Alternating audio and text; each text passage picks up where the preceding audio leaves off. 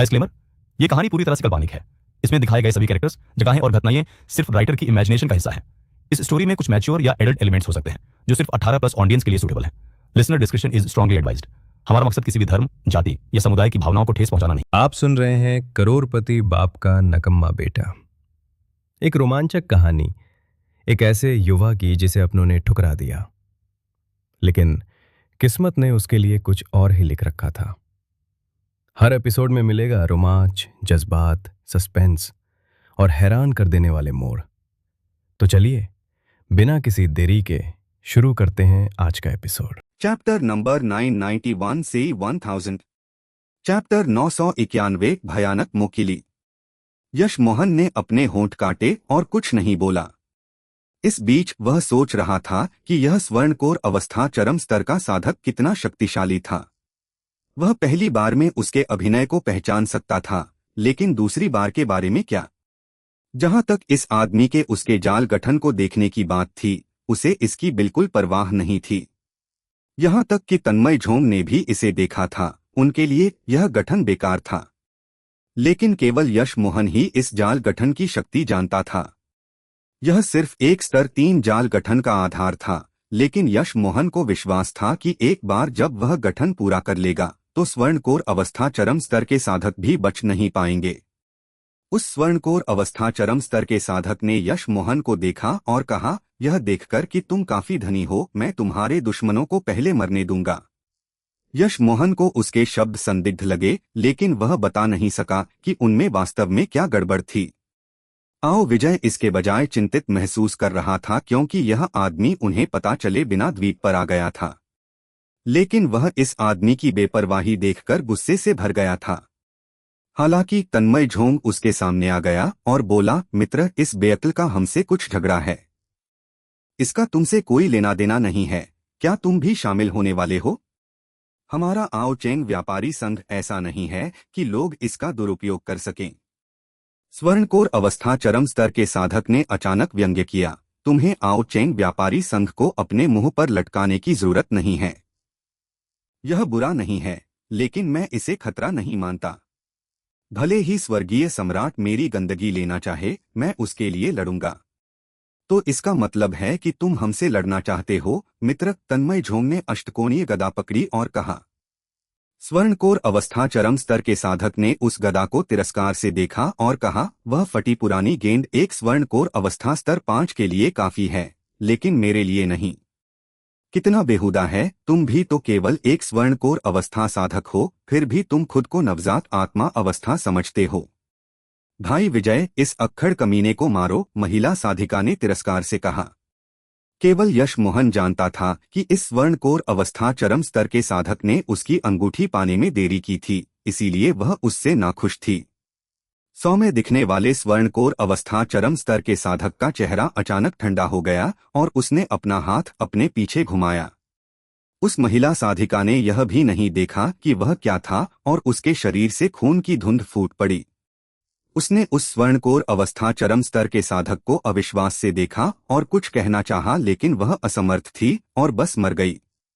एक स्वर्णकोर अवस्था स्तर 2 की तुरंत हत्या कर दी गई। यश मोहन भी चौंक गया। उसने इस स्वर्णकोर अवस्था चरम स्तर के साधक की ताकत का अनुमान लगाने की कोशिश की थी, लेकिन वह उसकी कल्पना से भी अधिक मजबूत था। यश मोहन ने स्पष्ट रूप से देखा कि वह वार एक लंबी पतली काली रस्सी थी। यह जीवित लग रही थी और बहुत तेज थी, तुरंत महिला के दांत को भेद रही थी। यश मोहन को जिस बात ने चौंकाया वह यह थी कि रस्सी बहुत पतली दिख रही थी, लेकिन तुरंत उसकी छाती को उड़ाने के लिए पर्याप्त शक्ति छोड़ी। यश मोहन घबरा गया। अगर उस आदमी ने पहले उस पर घात लगाया होता तो वह नहीं जानता था कि क्या वह इसे चकमा दे पाता। तुमने फेई फेई को मारने की हिम्मत कैसे की? मैं तुम्हें मार डालूंगा। आओ विजय गुस्से से भर गया और अपनी चौड़ी चांदी की तलवार से हमला करने ही वाला था, लेकिन तन्मय झोंग ने उसे रोका। रुको युवा स्वामी। आओ विजय इसके बाद शांत हो गया। उसकी आंखें ठंडी हो गईं और वह चौड़ी तलवार उसके सिर के ऊपर चक्कर लगा रही थी, मानो वह किसी भी समय किसी को मार सकता है। मित्र, तुम मजबूत हो, हम अब जाते हैं, तन्मय झोंग ने कहा। स्वर्णकोर अवस्था चरम स्तर के साधक ने हंसकर कहा, तुम जाना चाहते हो? तुमने शायद मुझे पहचान लिया है ना? चूंकि तुमने पहचान लिया है, क्या तुम्हें लगता है कि मैं तुम्हें जाने दूंगा? यश मोहन ये शब्द सुनकर चौंक गया। उसने स्वर्णकोर अवस्था चरम स्तर के साधक को देखा। उसका चेहरा बहुत साधारण था, ऐसा चेहरा जिसे लोग कभी याद नहीं रख पाते। स्पष्ट रूप से इस आदमी ने भी मास्क पहना हुआ था, लेकिन यह उसके मुकाबले बहुत उच्च स्तर का था।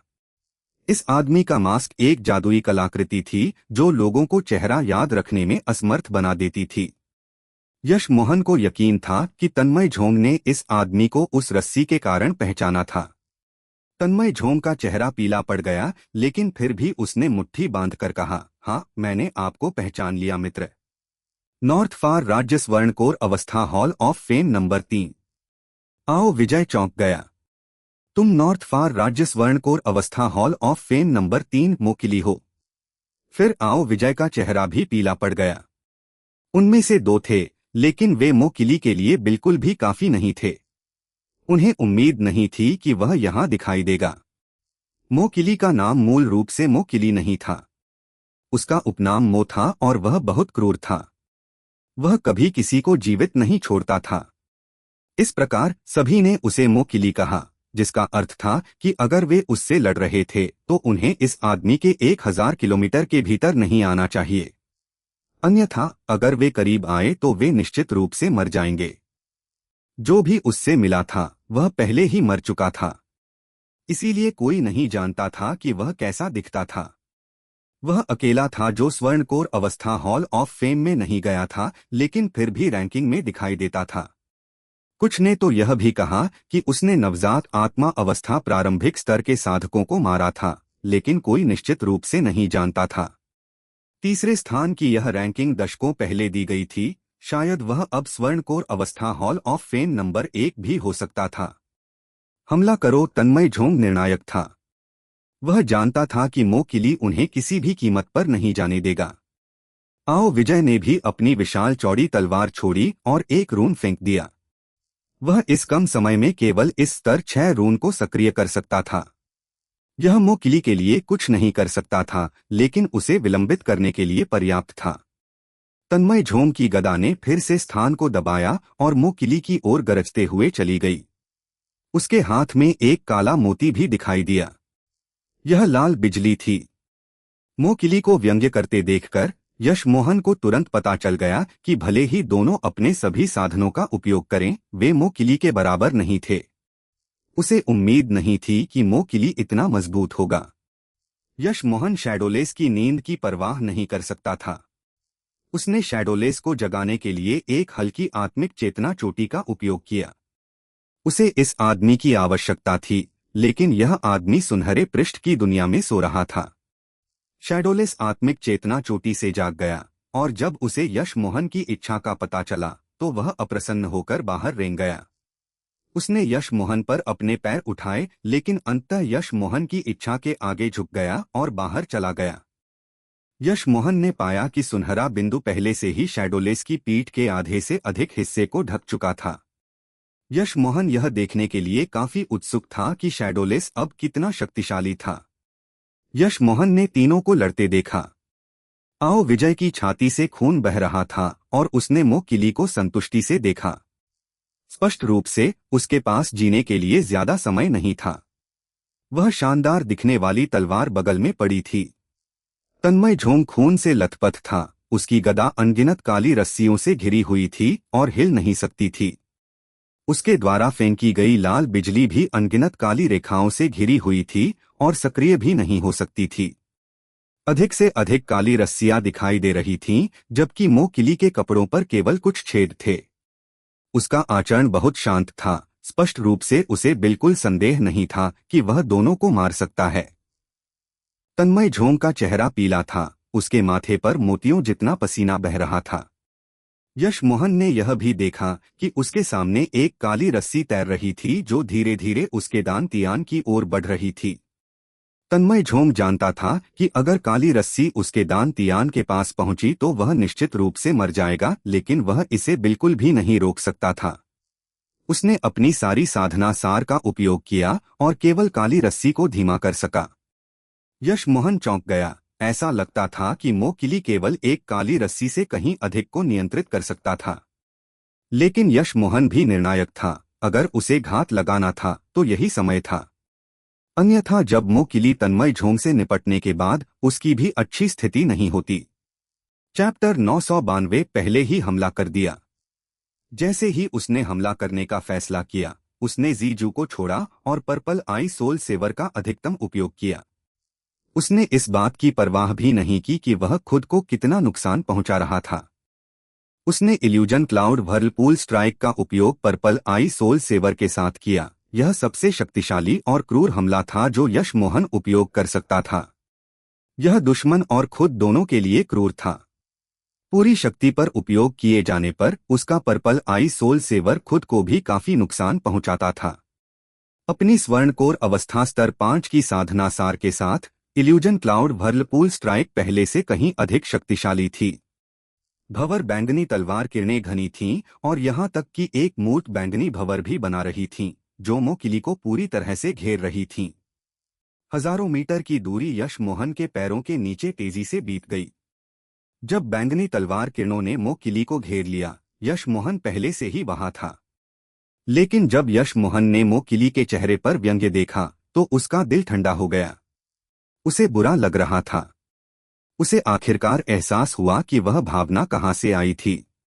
अपने अवचेतन में उसने सोचा था कि मोकिली उसे कम आंक रहा था, लेकिन वास्तव में मोकिली ने देखा था कि वह पहली और दूसरी दोनों बार चोट लगने का नाटक कर रहा था। उसने जो कहा, यह देखकर कि तुम काफी धनी हो, मैं तुम्हारे दुश्मनों को पहले मरने दूंगा, यह सिर्फ यश मोहन को यह सोचने के लिए था कि उसने उसके प्रति अपनी सतर्कता कम कर दी है। लेकिन जब वह तन्मय झोंग और आओ विजय से लड़ रहा था तो वह वास्तव में लगातार उसके घात के प्रति सतर्क था।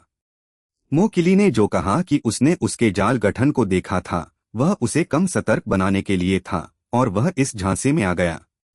यह कहा जा सकता था कि जैसे ही दोनों मिले, मोकिली यश मोहन को अपने हमलों से निशाना बना रहा था, जबकि वह अभी भी बेखबर था और मोकिली के खिलाफ साजिश रच रहा था।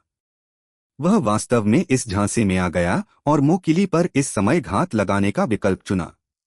मोकिली तन्मय झोंग को बहुत पहले मार सकता था, लेकिन वह उसके हमला करने का इंतजार कर रहा था। यह समझते हुए यश मोहन ने खुद को जबरन रोका और जीजू को वापस खींचना चाहा। यश मोहन जानता था कि उसकी भंवर चोटी मोकिली जैसे शक्तिशाली व्यक्ति को मारने के लिए पर्याप्त नहीं थी, इसलिए वह इसे रक्षा के लिए वापस ले सकता था। जैसे ही यश मोहन जीजू को वापस खींचना चाहता था, उसने महसूस किया कि अनगिनत काली रस्सियां एक साथ जुड़कर अंगूठे के आकार का एक तंतु बन गईं। इससे पहले कि यश मोहन प्रतिक्रिया कर पाता, यह पहले से ही उसकी छाती पर था। उसके दान तियान में कुछ भय था। उसे दबाए जाने की प्रबल भावना महसूस हुई। यश मोहन स्पष्ट रूप से देख सकता था कि भाले जैसी काली रस्सियां वही थीं जो गदा को घेरे हुए थीं, लेकिन मोकिली के नियंत्रण में उन्होंने तुरंत उस पर हमला किया। यश मोहन के पास जीजू का उपयोग करके रोकने का भी समय नहीं था। उसने अनगिनत स्वर्णकोर अवस्था गुरुओं को देखा था, लेकिन मोकिली जितना तेज कोई नहीं था। वह शायद इस गति को सीधे तौर पर भी नहीं रोक पाता, घात लगाए जाने पर तो बिल्कुल भी नहीं। लेकिन यह आदमी अत्यंत सावधानी पूर्वक था। साधारण साधक बहुत पहले ही हार मान लेते, लेकिन यश मोहन ने सार रक्त उगला और अपनी पूरी क्षमता से पर्पल आई सोल सेवर का उपयोग किया। भले ही वह मरने वाला था, वह इस कमीने को काटेगा। जिस क्षण वह काली रस्सी यश मोहन की छाती में घुसने वाली थी, दबाव रुक गया और रस्सी भी रुक गई। यश मोहन इस अवसर को बर्बाद नहीं करने वाला था। जीजू पहले ही छोड़ा जा चुका था और उसकी छाती के सामने था। यश मोहन जानता था कि रुकने का वह क्षण इसलिए नहीं था कि मोकिली उस पर दया करना चाहता था, बल्कि उसकी आत्मा चोटी के कारण था। अगर वह नहीं होता तो वह पहले ही मर चुका होता। यश मोहन के पसीना बहाने से पहले उसने पहले ही अपनी पूरी क्षमता से इल्यूजन क्लाउड 61 विल स्ट्राइक का उपयोग कर लिया था। आह! मोकिली ने कराहते हुए स्पष्ट रूप से हमले से पीड़ित हुआ। उसके मुंह से खून की एक धारा बही, लेकिन उसने अपना व्यंग्य बनाए रखा। तुमने मुझे वास्तव में निराश नहीं किया, यह आत्मिक चेतना हमला है। मैं आओ चेन व्यापारी संघ के 2 बेवकूफों से निपटने के लिए अपना 40% ध्यान उपयोग कर रहा हूं और 60% ध्यान तुम पर खर्च कर रहा हूं, फिर भी तुम मुझे घायल करने में कामयाब रहे। फिर भी तुम अभी भी मरने वाले हो। अचानक मोटी काली रस्सी अनगिनत महीन काली रस्सियों में बदल गई और यश मोहन को घेर लिया। तन्मय झोंग, जो यश मोहन के कारण बमुश्किल बचा था, यश मोहन और मो किली को घूरता रहा। जब मो किली उनसे लड़ रहा था तो वह बिल्कुल भी अपनी पूरी ताकत का उपयोग नहीं कर रहा था। यह अब उसकी पूरी ताकत थी, आकाश को ढकने वाली काली रस्सियां। तन्मय झोंग सिर्फ दृश्य देखकर कांप रहा था। जिस बात ने उसे और अधिक चौंकाया वह यह था कि स्वर्णकोर अवस्था स्तर 5 का साधक कमजोर होने का नाटक कर रहा था। उसे अब एहसास हुआ कि उसके घायल होने का नाटक करने का कारण उनसे लड़ने के लिए नहीं बल्कि मो किली के लिए था। स्पष्ट रूप से इस स्वर्णकोर अवस्था स्तर 5 के साधक ने जो जाल गठन स्थापित किया था वह उनके लिए नहीं बल्कि मो किली के लिए था। शुरू से अंत तक दोनों उन्हें नहीं बल्कि एक दूसरे को निशाना बना रहे थे। तन्मय झोंग का दिल डूब गया। इतना भयानक स्वर्णकोर अवस्था मध्यम स्तर का साधक। तन्मय झोंग जानता था कि यश मोहन इससे जीवित नहीं बचेगा, लेकिन उसने कभी इतने मजबूत स्वर्णकोर अवस्था स्तर 5 के साधक के बारे में नहीं सुना था। यह कितना मजाक था कि उसने और युवा स्वामी ने सोचा था कि यह एक बेअक्ल था। आओ विजय, जिसमें केवल एक सांस बाकी थी, ने भी यश मोहन को घूरा। वह जानता था कि यश मोहन इस चाल के तहत निश्चित रूप से मर जाएगा, लेकिन अगर मो किली यहाँ नहीं होता तो उसके लिए यह स्वर्णकोर अवस्था स्तर 5 का कीड़ा बहुत पहले उन्हें खत्म कर देता। बाहरी दुनिया खतरनाक है। जब तक तुम नवजात आत्मा अवस्था तक नहीं पहुंच जाते, आसानी से बाहर मत जाओ। आओ विजय को आखिरकार समझ आया कि जब उसके पिता ने यह कहा तो उनका क्या मतलब था। स्पष्ट रूप से नॉर्थ फार राज्य में उसकी शक्ति कुछ भी नहीं थी। अन्य लोग आओ चेन व्यापारी संघ के कारण उसका सम्मान करते थे, न कि उसकी अपनी शक्ति के कारण। यहाँ तक कि मो किली को भी लगा कि यश मोहन मारा जाने वाला है।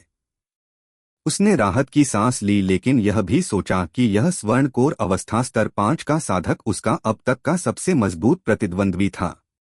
अगर वह सावधान नहीं होता और हर चीज के लिए पहले से योजना नहीं बनाता तो उसे इतना लाभ नहीं मिल पाता। अब जब वह दुष्ट आत्मा रस्सियों से घिरा हुआ था, नवजात आत्मा अवस्था का साधक भी बच नहीं पाता। लेकिन इससे पहले कि मो किली यश मोहन को मारता, वह यश मोहन को बिल्कुल भी कम नहीं आंकता था। वह काली रस्सियों से यश मोहन को भेदने की कोशिश करता रहा। उसने पहले ही तन्मय झोंग और आओ विजय को नजरअंदाज कर दिया था। एकमात्र व्यक्ति जिसे नहीं लगा कि वह मरेगा वह यश मोहन खुद था। वह अब शांत हो गया था। वह जानता था कि उसे इन रस्सियों से भेदा नहीं जाना चाहिए, वरना वह खत्म हो जाएगा। इल्यूजन क्लाउड 61 विल स्ट्राइक ने अनगिनत तलवार किरणें सक्रिय की जो एक तलवार किरण गठन की तरह एक साथ जुड़ गईं, प्रत्येक छोटी रस्सी को सटीक रूप से रोक रही थीं। पहले तो मो किली को परवाह नहीं थी, लेकिन जब उसने देखा कि उसकी रस्सियां बर्बाद होती जा रही थीं, तो उसका चेहरा आखिरकार बदल गया। उसने एक रस्सी को विभाजित किया जिसने तन्मय झोंग और आओ विजय के सिर को भेद दिया। फिर उसने बाकी रस्सियों का उपयोग यश मोहन पर हमला करने के लिए किया। रस्सियों की संख्या और गति बढ़ गई। वह यश मोहन को जितनी जल्दी हो सके मारना चाहता था। चैप्टर 993 इल्यूजन क्लाउड 5वां वार। जब उसने आओ विजय का सिर लिया तो प्रकाश की एक किरण मो किली के शरीर में घुस गई। मो किली ने इसे देखा, लेकिन उसे बिल्कुल परवाह नहीं थी। स्पष्ट रूप से यह पहली बार नहीं था जब उसने इससे निपटा था। इल्यूजन क्लाउड 61 विल स्ट्राइक, यह अपनी इच्छा शक्ति के माध्यम से प्रत्येक तलवार किरण के साथ एक संचार बना रही थी, लेकिन जैसे जैसे रस्सियां बढ़ती गईं, यश मोहन भी संघर्ष करने लगा। उसके पास स्पिरिट रिकवरी पिल खाने का भी समय नहीं था। वह पसीने से लथपथ था और उसके मुंह से खून बह रहा था। उसका चेहरा बहुत पीला था। स्पष्ट रूप से उसकी आत्मिक चेतना पहले से ही घायल थी। आखिरकार यश मोहन ने बस अपनी आंखें बंद कर लीं। वह मो किली को फंसाने के लिए जाल गठन को पूरा करने की परवाह नहीं कर सकता था। यह मो किली बहुत मजबूत था, उसे सोचना था कि अंतहीन रस्सियों से कैसे बचा जाए। यश मोहन को वही भावना महसूस हुई जब उसने जी जीवान से लड़ाई की थी। उसे काली रस्सियों को महसूस करने और उन्हें नष्ट करने के लिए अपनी इंद्रियों पर भरोसा करना पड़ा। जैसे जैसे समय बीतता गया, यश मोहन के मुंह से अधिक खून बहता गया, लेकिन उसने फिर भी भेदने वाली काली रस्सियों को महसूस करने के लिए अपनी आंखें बंद रखीं। यश मोहन अकेला नहीं था जो संघर्ष कर रहा था, मोकिली का चेहरा भी पीला था। उसे उम्मीद नहीं थी कि कोई अपनी काली रस्सियों में फंसने के बाद इतने लंबे समय तक जीवित रह पाएगा। क्या यह स्वर्णकोर अवस्था स्तर 5 का साधक एक राक्षस था? मोकिली अब भी रुक नहीं सकता था। उसे यश मोहन को मारना ही था, क्योंकि दुष्ट आत्मा रस्सियां आत्मिक चेतना पर भी भारी थीं। अगर उसने किसी को मारने से पहले उन्हें जबरन रोका तो उसे बहुत नुकसान होता। ऐसा लग रहा था कि उसका पलड़ा भारी था, लेकिन वास्तव में यह एक गतिरोध था। अगर वह अंत तक टिक सकता था तो यश मोहन हार जाता। अगर वह नहीं टिक पाता तो आत्मा रस्सियों के नष्ट हो जाने से उसे बहुत चोट लगती और उसकी साधना का स्तर गिर जाता। मोकिली को जिस बात ने चौंकाया वह यह थी कि उसके पास इतनी सारी दुष्ट आत्मा रस्सियां थीं, लेकिन उनमें से कोई भी यश मोहन को बिल्कुल भी चोट नहीं पहुंचा सकती थी। चाहे वे कितनी भी तेज हों, यश मोहन हमेशा उन्हें ढूंढ सकता था और नष्ट कर सकता था। शुरुआत में उसकी दुष्ट आत्मा रस्सियां यश मोहन के बहुत करीब थीं, लेकिन अब उन्हें दूर धकेला जा रहा था। केवल जब उसने अन्य दो को मारा और अपने सभी प्रयास यश मोहन पर केंद्रित किए तो रस्सियां फिर से यश मोहन की ओर बढ़ी। उसके अपराजित होने का कारण यह था कि जो लोग उसकी दुष्ट आत्मा रस्सियों से भेदे जाते थे वे निश्चित रूप से मर जाते थे। कोई भी बच नहीं सकता था। जैसे जैसे समय बीतता गया, मोकिली डरने लगा। अगर यह जारी रहा तो वह निश्चित रूप से हार जाता, क्योंकि यश मोहन दुष्ट आत्मा रस्सियों को फिर से पीछे धकेलना शुरू कर रहा था। उसे इस मामले में शामिल होने का भी पछतावा होने लगा। उसे नहीं पता था कि उसके पैरों के नीचे शैडोलेस था। ऐसा नहीं था कि यश मोहन शैडोलेस के बारे में भूल गया था, लेकिन यश मोहन शैडोलेस को हमला करने का संकेत देने के लिए ऊर्जा नहीं बचा सकता था। शैडोलेस मजबूत था, लेकिन उसकी बुद्धि अभी भी पूरी तरह से यश मोहन के नियंत्रण में थी। वह अपने आप हमला नहीं कर सकता था। लेकिन भले ही यश मोहन अब शैडोलेस को आदेश दे सकता, वह नहीं देता। उसने सबसे कठिन क्षण पार कर लिया था। वह अभी भी बहुत अधिक आत्मिक चेतना का उपयोग करने से खून बह रहा था, लेकिन वह बहुत खुश था। उसे आखिरकार इल्यूजन क्लाउड 5वें वार का एहसास महसूस हुआ। जब उसने तलवार किरणों को सरल गठन बनाने के लिए नियंत्रित किया तो उन्होंने काली रस्सियों के खतरे को नाटकीय रूप से कम कर दिया। यश मोहन नियंत्रण के इन तरीकों को आजमाता रहा। कुछ समय बाद यश मोहन को अचानक सहजता महसूस हुई। दबाव चला गया था और उसकी आत्मिक चेतना पूरी तरह से मुक्त हो गई। उसने अपनी आंखें खोलीं और पाया कि उसकी बैंगनी तलवार किरणों ने एक तलवार किरण गठन बना लिया था जिसने कमजोर काली रस्सियों को फंसा लिया था। महज एक विचार से वे काली रस्सियां पूरी तरह से नष्ट हो जातीं। इल्यूजन क्लाउड फॉर्मेशन किल स्ट्राइक यश मोहन के दिमाग में आ गई। वह जानता था कि उसका इल्यूजन क्लाउड 5वां वार बन गया था। यह अभी के लिए सिर्फ एक जाल और हत्या गठन था, लेकिन जैसे जैसे उसकी आत्मिक चेतना बढ़ती गई और तलवार किरणों पर उसका नियंत्रण भी बढ़ता गया, यह अधिक से अधिक प्रकार के जाल और हत्या गठन में बदल जाता और यहाँ तक कि रक्षा गठन में भी बदल जाता। पीले चेहरे वाले मोकिली को देखकर यश मोहन ने चिल्लाया और जीजू को एक चाप में घुमाया, फिर चिल्लाया, मारो। अचानक काली रस्सियां बैंगनी तलवार किरणों में घिर गईं। मोकिली को सभी काली रस्सियों को नष्ट होते देखकर उसने अचानक खून उगला। उसका चेहरा कागज जितना पीला था। उसने उन काली रस्सियों को स्तब्धता से देखा जो गायब हो गई थीं और विश्वास नहीं कर सका कि वे दुष्ट आत्मा रस्सियां जिन्होंने उसे 200 वर्षों तक लोगों पर हावी होने और अनगिनत दुश्मनों को मारने की अनुमति दी थी, सभी नष्ट हो गईं। हालांकि उसने अपनी आधी से अधिक काली रस्सियां पहले ही खो दी थीं, उसे विश्वास था कि अगर वह यश मोहन को मार देता तो वह समय के साथ उन्हें वापस पा सकता था। लेकिन अब यश मोहन को अचानक उनसे निपटने का एक तरीका मिल गया था और उसने तुरंत उन सभी को मार डाला। मोकिली ने यश मोहन को ठंडी नजर से देखा और उसे खाना चाहता था। नवजात आत्मा अवस्था तक पहुंचने से पहले 200 वर्षों का काम नष्ट हो गया था। उसका दिल खून रो रहा था। उसने कभी नहीं सोचा था कि यश मोहन जितना शक्तिशाली स्वर्णकोर अवस्था स्तर 5 का साधक होगा। अगर वह स्वर्णकोर अवस्था चरम स्तर तक पहुंच गया तो उससे कौन लड़ सकता था। पूरे नॉर्थ फार राज्य में शायद कोई अधिक शक्तिशाली स्वर्णकोर अवस्था साधक नहीं होगा। लेकिन उसे इस आदमी को मारना ही था, हालांकि खुद से नहीं।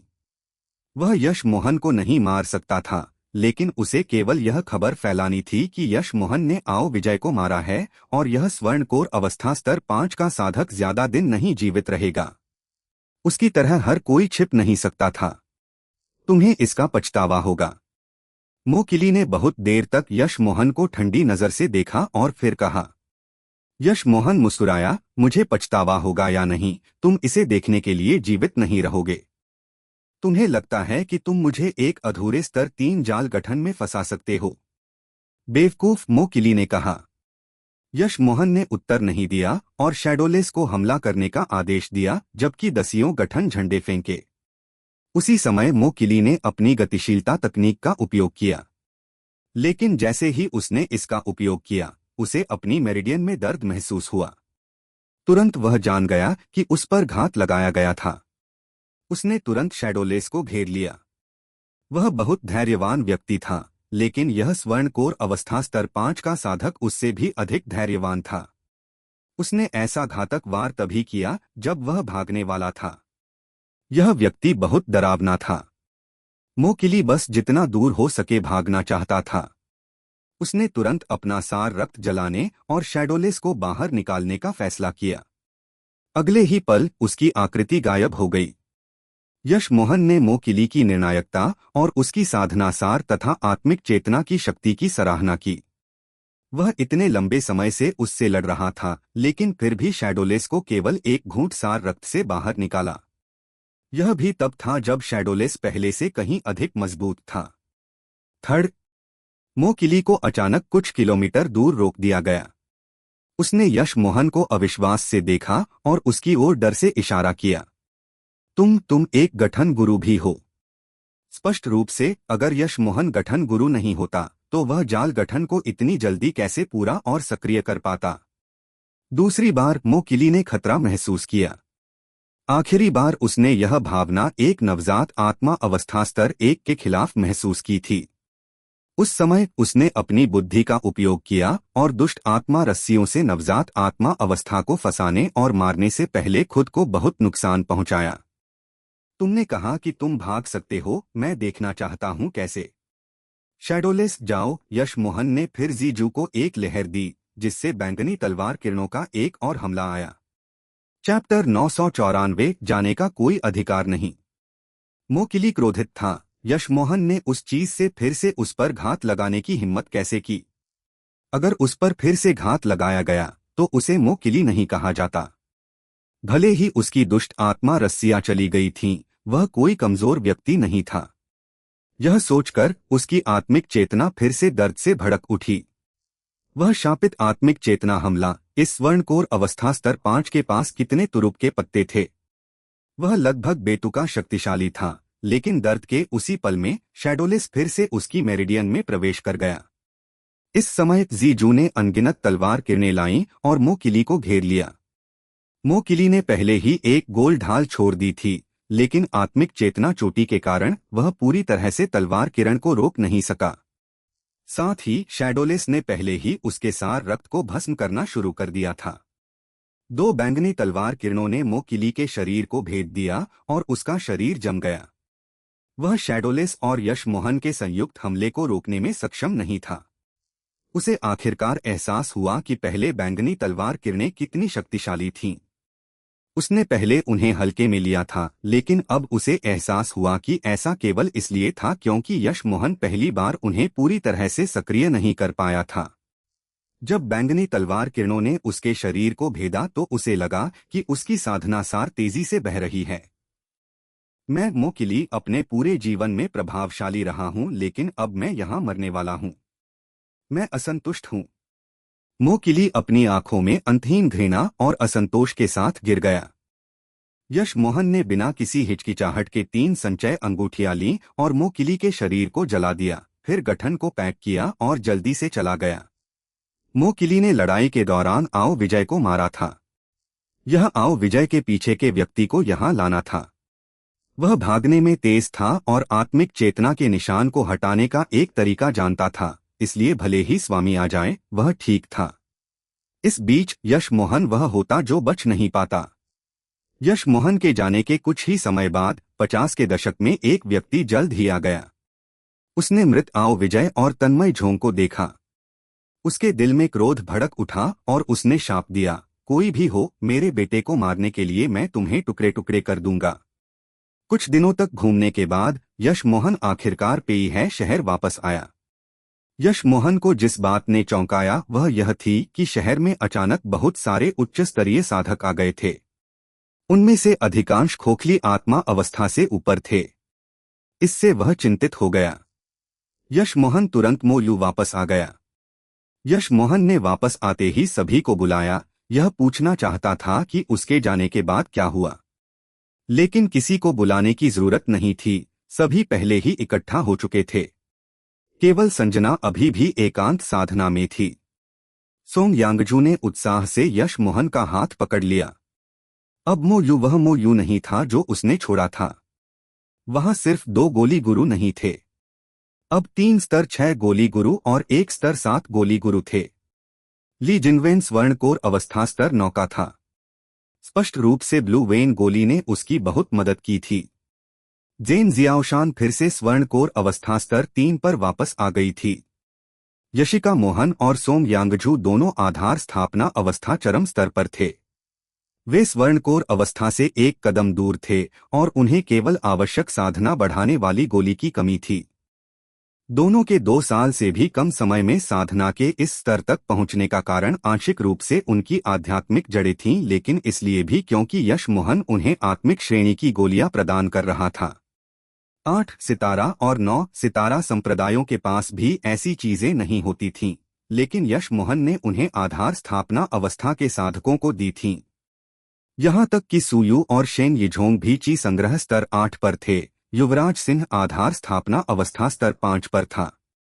यश मोहन को सबसे अधिक चौंकाने वाली बात संजना थी। उसने आधार स्थापना गोली के बिना आधार स्थापना अवस्था हासिल कर ली थी। अपनी छिपी हुई आध्यात्मिक जड़ को सक्रिय करने के बाद उसकी प्रगति अद्भुत थी। साथ ही वह अपना लगभग सारा समय साधना में बिताती थी। ली युकियान की प्रगति सबसे कम थी, वह अभी भी नवजात आत्मा अवस्था स्तर 1 पर थी। यश मोहन जानता था कि जब उसने नवजात आत्मा अवस्था हासिल की थी तो वह पहले से ही मजबूर थी। साथ ही नवजात आत्मा अवस्था में प्रगति करना कठिन था, इसलिए यह सामान्य था कि वह प्रगति नहीं कर पा रही थी। बहन ली, मैंने बाहर लोगों से सुना है कि यांग है व्यापारी संघ के हमारे लिए बुरे इरादे थे और एक आपदा परिवर्तन अवस्था कियानबेई ने हमारी मदद की। क्या वह कियानबेई अभी भी पेई है में है? यश मोहन ने पूछा। अगर वह है तो मुझे उनसे मिलने जाना चाहिए। ली युकियान ने सिर हिलाया। हाँ, उस कियानबेई का नाम जितेंद्र लिन है। वह साउथ पीस राज्य से एक आपदा परिवर्तन अवस्था गठन गुरु है। वह कई बार तुम्हें खोजने आया था। वह हमारे रक्षा और आक्रमण गठन में बहुत रुचि रखता था। हर बार जब वह आता था तो कुछ देर तक इसका अध्ययन करता था, लेकिन आधे महीने पहले साउथ पीस राज्य और नॉर्थ फार राज्य के बीच टेलीपोर्टेशन गठन पूरा हो गया, इसलिए उसने पेई है छोड़ दिया। उसने एक जेड कार्ड छोड़ा है जिसमें कहा है कि अगर तुम साउथ पीस राज्य जाओ तो वहां उसे पा सकते हो। वह चला गया, यश मोहन ने अफसोस से कहा। लेकिन फिर उसने तुरंत प्रतिक्रिया दी और खुशी से पूछा, बहन ली, क्या तुमने कहा कि साउथ पीस राज्य और नॉर्थ फार राज्य के बीच टेलीपोर्टेशन गठन पूरा हो गया है? हाँ, यह पूरा हो गया है। भाई, क्या तुम वहां लावण्या और नैना शुक्ला को खोजने जाना चाहते हो? यशिका मोहन ने पूछा। यश मोहन ने सिर हिलाया। हाँ, मुझे खबर मिली है कि वे वहां हैं। अगर टेलीपोर्टेशन गठन खुला है तो चलो एक साथ वहां चलते हैं। वहां की आत्मिक ची यहां से बहुत बेहतर है। हम वहां साधना कर सकते हैं। लेकिन ली युकियान ने सिर हिलाया। मुझे पता है कि तुम वहां जाना चाहते हो और मैंने जितेंद्र लिन कियानबेई से भी पूछा था। वह टेलीपोर्टेशन गठन सामान्य लोगों के लिए नहीं है। यह खोखली आत्मा अवस्था और उससे ऊपर के साधकों के लिए है और तुम्हें 300 साल से कम उम्र का होना चाहिए। जितेंद्र लिन कियानबेई ने कहा कि भले ही तुम एक गठन गुरु हो, वह इस नियम को तोड़कर तुम्हारे जाने के लिए जगह नहीं दिला सका। इसने तुरंत यश मोहन के उत्साह को ठंडा कर दिया। टेलीपोर्टेशन गठन तैयार था, लेकिन इसका उससे कोई लेना देना नहीं था। यश मोहन की निराशा को देखकर ली युकियान ने कहा, यह केवल पहली कसौटी है। दूसरी यह है कि प्रत्येक व्यक्ति को 10 लाख उच्च श्रेणी आत्मिक पत्थर देने होंगे। यश मोहन चुप हो गया। यह उसके लिए बहुत आसान था, लेकिन खोखली आत्मा अवस्था शक्ति, भले ही वह इसे प्राप्त कर सके, इसमें कितना समय लगेगा? निश्चित रूप से यह उसे 1 या 2 साल नहीं लेगा। क्या वह इतना इंतजार कर सकता था? सिर्फ ये 2 कसौटियां? यश मोहन ने पूछा। ली युकियान ने सिर हिलाया। नहीं, 2 और हैं। एक को या तो नॉर्थ फार राज्य के आपदा परिवर्तन अवस्था कियानबेई की सिफारिश के साथ छोड़ा जा सकता है, या यदि कोई स्तर 3 या उससे ऊपर का गोली राजा है। यश मोहन ने पिछली बार स्तर 4 के गोली राजा में सफलता प्राप्त कर ली थी, लेकिन बात यह थी कि वह इसे दिखा नहीं सकता था। अपनी वर्तमान शक्ति के साथ यदि उसने यह ज्ञात कर दिया कि वह स्तर 4 का गोली राजा है, तो एकमात्र परिणाम संप्रदायों द्वारा अपहरण किया जाना होगा। अगर वह सिर्फ स्तर 3 का होता तो शायद बेहतर होता, लेकिन वह स्तर 4 तक पहुंच गया था और उसके पास कोई शक्ति गुट नहीं था जो उसका समर्थन कर सके। एकमात्र आशा एक आपदा परिवर्तन अवस्था कियानबेई की सिफारिश थी, लेकिन क्या नॉर्थ फार राज्य में आपदा परिवर्तन अवस्था कियानबेई भी थे? क्या नॉर्थ फार राज्य में आपदा परिवर्तन अवस्था कियानबेई हैं? यश मोहन ने पूछा। जो आपदा परिवर्तन अवस्था तक पहुंचते थे, वे सत्य साक्षात्कार अवस्था तक पहुंचने के लिए सभी साउथ पीस राज्य जाते थे। यहां कौन रहना चाहेगा? ली युकियान ने सिर हिलाया। हाँ, मुझे जो पता है उसके अनुसार नॉर्थ फार राज्य में 3 आपदा परिवर्तन अवस्था साधक हैं। तुमने शायद उनमें से एक को देखा है। मैंने जितेंद्र लिन कियानबेई से पूछा है। टेलीपोर्टेशन गठन 3 आपदा परिवर्तन अवस्था और 8 कड़ाही भरने की अवस्था साधकों द्वारा नियंत्रित है। मैंने एक को देखा है। ली युकियान मुस्कुराई। तुमने उसे निश्चित रूप से देखा है, लेकिन तुम बस नहीं जानते। हर बार जब जड़ी बूटी मैदान खुलता है, लिंग जोंगतियान कियानबेई जाते हैं, इसलिए तुमने उसे निश्चित रूप से देखा है। लिंग जोंगतियान? वह आपदा परिवर्तन अवस्था है? यश मोहन ने आश्चर्य से पूछा। ली युकियान ने सिर हिलाया।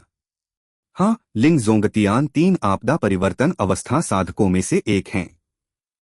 अन्य 2 नॉर्थ फार राज्य के 2 8 सितारा संप्रदायों से हैं। एक चंद्र खोज संप्रदाय से शानदी हैं, दूसरे कुंवारी संप्रदाय से तांग मेंगराव हैं। चैप्टर 995 साउथ पीस राज्य परीक्षण पट्टिका। यश मोहन ने आ भरी। ऐसा लगता था कि दूसरों पर निर्भर रहना सबसे अविश्वसनीय था। भले ही वह सिफारिश प्राप्त कर सकता था, तो क्या वह सोंग यांगझू और बाकी लोगों को पीछे छोड़ सकता था? ऐसा लगता था कि उसे वहां जाने का कोई रास्ता खुद ढूंढना था, अन्यथा उसे हमेशा दूसरों पर निर्भर रहना पड़ता। इसके अलावा वह किसी भी गुरु को नहीं जानता था। लेकिन जब उसने लावण्या और नैना शुक्ला के बारे में सोचा, तो उसके हाथ गर्म हो गए। वह उनसे मिलने के लिए बहुत बेताब था। सोंग यांगझू ने यश मोहन के हाथों से गर्मी महसूस की और उसे देखा। उसने उसका हाथ और भी कसकर पकड़ लिया, जैसे कि अगर उसने छोड़ दिया तो वह साउथ पीस राज्य चला जाएगा। यश मोहन जानता था कि उसका क्या मतलब था। उसने उसका हाथ खींचकर संकेत दिया कि वह चिंता न करे। भले ही वह वहां गया, वह जल्द ही वापस आ जाएगा। अगर वह वापस नहीं आ सका, तो वह उन्हें अपने साथ ले जाने के तरीके सोचेगा। इसके अलावा यश मोहन ने महसूस किया कि इन आवश्यकताओं का मतलब था कि वे नॉर्थ फार राज्य के सबसे प्रतिभाशाली शिष्यों को चाहते थे। उन्होंने किसी कारण से इस तरह की प्रतिभाशाली लोगों को खोजने के लिए इतने प्रयास किए। उनका कारण जो भी हो, अपनी शक्ति बढ़ाना सबसे महत्वपूर्ण था। यह सोचकर यश मोहन ने दूसरों को कुछ गोलियां दी। यशिका मोहन और सोंग यांगजू अपने कोर बनाने वाली थीं। यश मोहन ने उन्हें विशेष ग्रेड की साधना बढ़ाने वाली गोलियां दी। जब ली जिनवेन ने काओ हुआन गोली पकड़ी जो यश मोहन ने उसे दी थी, तो वह उत्साह से लगभग रो पड़ा। उसे नहीं लगा था कि यह सच था। उसे आखिरकार एहसास हुआ कि यश मोहन का अनुसरण करने का उसका फैसला कितना बुद्धिमानी भरा था। सोंग यांगजू लिमो के साथ जो हुआ था उसके बारे में जानती थी और थोड़ी आश्वस्त महसूस कर रही थी। वह अपना कोर बनाने की तैयारी करने से पहले यश मोहन के साथ एक रात रुकी। यश मोहन ने ली युकियान को सोंग यांगजू और यशिका मोहन के कोर बनाने में मदद करने के लिए छोड़ दिया। उसे अपनी शक्ति बढ़ाने के लिए बड़ी मात्रा में गोलियां बनानी थीं। हालांकि उसे दिहुआ जानवर कोर मिल गया था, यह अनिश्चित था कि क्या वह हेवन ग्लोरी पिल बना सकता था। यश मोहन यह भी बहुत उत्सुक था कि मोकिली और आओ विजय की संचय अंगूठियों में किस प्रकार की चीजें थीं। जब यश मोहन वापस आया तो मो यू ने कम प्रोफाइल रखना शुरू कर दिया। उन्होंने धीरे धीरे अपने व्यवसाय को वापस ले लिया और विस्तार बंद कर दिया। मो यू को मूल रूप से ज़ेन जियाओशान और युवराज सिंह पर छोड़ दिया गया था। ली जिनवेन नवजात आत्मा अवस्था में सफलता प्राप्त करने की तैयारी कर रहा था। जहां तक यश मोहन की बात थी, वह सोंग यांगजू के साथ केवल एक रात रुका और एकांत साधना में चला गया। जैसे ही यांग है व्यापारी संघ को पता चला कि जितेंद्र लिन साउथ पीस राज्य वापस चला गया है, उन्होंने मो यू के साथ क्या करना है इसकी जांच शुरू कर दी। अगर मो यू अपने पहले की तरह विस्तार करता रहा तो उनके लिए कोई जगह नहीं बचती। हालांकि एक आपदा परिवर्तन अवस्था साधक के समर्थन वाली शक्ति से लड़ने में कुछ खतरा था। यांग है व्यापारी संघ के नेता यांग युकांग ने सच कहा। मो यू को उस आपदा परिवर्तन अवस्था गठन गुरु द्वारा समर्थित करने का कारण यह था कि उस गठन गुरु को मो यू के रक्षा गठन पसंद आए थे। अब जब आपदा परिवर्तन अवस्था साधक साउथ पीस राज्य वापस चला गया था तो वह शायद कभी नॉर्थ फार राज्य वापस नहीं आएगा। उसे मो यू याद भी न हो। साथ ही मो यू के पास खोखली आत्मा अवस्था का साधक नहीं था, इसलिए वे साउथ पीस राज्य नहीं जा सकते थे। यांग है व्यापारी संघ को चिंता करने की आवश्यकता नहीं थी। लेकिन इस समय उन्हें खबर मिली कि मो यू विज्ञापन और विस्तार दोनों में अपने व्यवसाय को वापस लेना शुरू कर रहा था। चूंकि उन्हें अपनी स्थिति का एहसास है, इसका मतलब है कि वे पूरी तरह से बेवकूफ नहीं हैं। हमें भी अपनी रणनीति बदलने की जरूरत है। हम उन्हें धीरे धीरे पकाएंगे और 1 या 2 साल में उनकी जगह लेंगे, यांग युकांग ने कहा। साउथ पीस राज्य में साउथ पीस शहर बहुत व्यस्त था। यह साउथ पीस राज्य का सबसे बड़ा साधना शहर था और यहाँ की सबसे प्रसिद्ध जगह परीक्षण पट्टिका चौक था। साउथ पीस शहर में परीक्षण पट्टिका चौक पर 5 पत्थर की पट्टिकाएं थीं। वे स्वर्णकोर अवस्था, नवजात आत्मा अवस्था, खोखली आत्मा अवस्था, शरीर संघनन अवस्था और कड़ाही भरने की अवस्था के अनुरूप थीं। ची संग्रह और आधार स्थापना अवस्था के लिए कोई पट्टिकाएं नहीं थीं। आपदा परिवर्तन अवस्था और सत्य साक्षात्कार अवस्था के साधक कम थे और इस स्तर तक पहुंचना अपने आप में एक किंवदंती थी। अधिकांश लोग उनके नाम याद रख सकते थे, इसलिए उन्हें परीक्षण पट्टिका की आवश्यकता नहीं थी। लेकिन एक बात निश्चित थी, जो भी आपदा परिवर्तन अवस्था और उससे ऊपर तक पहुंचा था, वह एक बार इन पट्टिकाओं पर था। प्रत्येक पट्टिका बादलों में ऊंची उठी हुई थी। जो साधक परीक्षण में भाग लेना चाहते थे, उन्हें अपनी साधना के अनुरूप पट्टिका के पास आना था और अपना नाम अंकित करना था। पट्टिका आपके अंकन की शक्ति को रैंक करेगी। आमतौर पर आप जितने मजबूत होते थे, आपकी रैंक उतनी ही ऊंची होती थी। पट्टिका न केवल आपकी साधना शक्ति का न्याय कर सकती थी, बल्कि आपके द्वारा लिखे गए शब्द से हमले के साधनों और यहाँ तक कि इच्छा शक्ति की स्थिति का भी न्याय कर सकती थी। इस प्रकार यह लगभग हॉल ऑफ फेम रैंकिंग जैसा था। आमतौर पर जब कोई अपना नाम अंकित करने आता था तो जगह व्यस्त हो जाती थी, लेकिन उत्साह जल्द ही कम हो जाता था। हालांकि पिछले कुछ दिनों से चौक भरा हुआ था।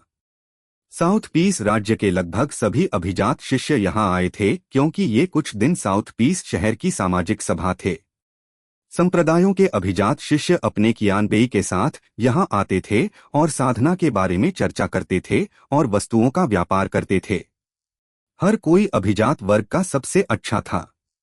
किसी को नहीं लगता था कि वे किसी से बदतर हैं, इसलिए प्रतिस्पर्धा करने का सबसे अच्छा तरीका परीक्षण पट्टिकाओं का उपयोग करना था।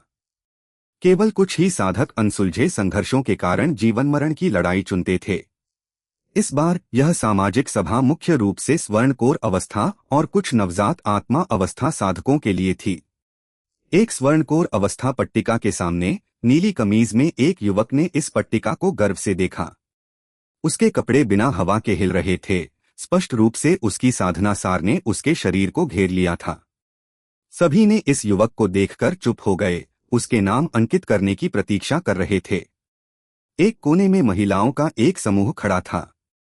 एक बच्चे के चेहरे वाली लड़की बहुत उत्साहित दिख रही थी और कहा, बहन रोंग, वह नीली कमीज वाला फांग झोंगशी स्वर्णकोर अवस्था हॉल ऑफ फेम नंबर 1 है। क्या तुम्हें लगता है कि वह परीक्षण पट्टिका के शीर्ष 10 में आ सकता है? बहन रोम ने व्यंग्य किया। फांग झोंगशी बुरा नहीं है, लेकिन उसके शीर्ष 10 में आने का कोई रास्ता नहीं है। अगर वह शीर्ष 20 में भी आ जाए तो यह बुरा नहीं है। बहन रोंग, तुम स्वर्णकोर अवस्था हॉल ऑफ फेम में तीसरे स्थान पर हो। क्या तुम परीक्षण पट्टिका पर उस फांग आदमी को हरा सकती हो? गोल चेहरे वाली लड़की ने उम्मीद से पूछा। बहन रोम ने भौहें चढ़ाई और कुछ देर सोचा, फिर निराशा से सिर हिलाया। मैं अभी उसे नहीं हरा सकती, लेकिन 6 महीने बाद मुझे लगता है कि मैं सक्षम हो जाऊंगी। एक हरी पोशाक वाली लड़की ने अचानक पूछा, बहन रोम, शीर्ष 10 कौन हैं? स्वर्णकोर अवस्था हॉल ऑफ फेम का नंबर 1 भी उन्हें कैसे नहीं हरा सकता? बहन रोंग मुस्कुराई। बहन बेवेई, आमतौर पर स्वर्णकोर अवस्था साधक कुछ शक्ति के साथ आते हैं और यहाँ अपना नाम छोड़ने की कोशिश करते हैं, और फिर अगर वे नवजात आत्मा अवस्था तक पहुँचते हैं और नवजात आत्मा अवस्था परीक्षण पट्टिका पर अपना नाम अंकित करने की कोशिश करते हैं, तो स्वर्णकोर अवस्था परीक्षण पट्टिका पर नाम गायब हो जाता है। कुछ लोग स्वर्णकोर अवस्था पट्टिका पर नाम छोड़ने के बाद गायब हो जाते हैं, इसलिए उनका नाम वहां रहता है। तांग बेवेई ने उत्सुकता से पूछा, उस स्थिति में यदि आप पट्टिका पर अपना नाम छोड़ते हैं और नवजात आत्मा अवस्था पट्टिका पर अपना नाम लिखने कभी नहीं जाते, तो आपका नाम हमेशा के लिए वहां रहेगा। बहन रोम ने सिर हिलाया, नहीं, 300 साल बाद यह गायब हो जाएगा। पहले स्थान पर रहने वाले व्यक्ति को छोड़कर। कोई भी परीक्षण पट्टिका हो, पहले स्थान पर नाम कभी गायब नहीं होगा जब तक कोई उससे आगे नहीं निकल जाता। यहाँ आप जो शीर्ष 10 नाम देखते हैं, वे सभी पिछली 3 शताब्दियों में स्वर्णकोर अवस्था साधकों द्वारा छोड़े गए हैं, लेकिन वे सभी गायब हो गए और नवजात आत्मा अवस्था परीक्षण पट्टिका पर अपना नाम नहीं छोड़ा। फिर उसने हल्के पीले पोशाक वाली महिला को देखा और पूछा, बहन सुसु, क्या आपके मन में कुछ है? इससे पहले कि वह उत्तर दे पाती, नीली कमीज वाले युवक ने नीली रोशनी की किरण में हवा में छलांग लगा दी। चैप्टर 996 मुठभेड़। लगभग सभी का ध्यान उस नीली आकृति ने खींच लिया। परीक्षण पट्टिका का तीव्र दबाव पर्यवेक्षकों द्वारा भी बहुत दूर से महसूस किया जा सकता था। 3 मीटर, 6 मीटर, 18 मीटर। आखिरकार ऐसा लगा कि नीली आकृति उस बल से बंध गई और धीमी हो गई। जब वह लगभग 21 मीटर हवा में था, तो युवक अचानक रुक गया। ऐसा लगा कि उसने अपनी सीमा पार कर ली है और युवक ने जल्दी से पट्टिका पर फांग झोंगशी शब्द लिखे। तुरंत शब्द नीली रोशनी की किरण में बदल गए जो पट्टिका में डूब गए। जब युवक उतरा तो उसका नाम पट्टिका पर दिखाई दिया। उसने अपनी रैंकिंग देखी, स्वर्णकोर अवस्था 11वीं। हालांकि उस युवक ने निराशा में सिर हिलाया। फांग झोंगशी 11वें स्थान पर है। वास्तव में वह साउथ पीस राज्य के स्वर्णकोर अवस्था साधकों के लिए अभी भी नंबर 1 है।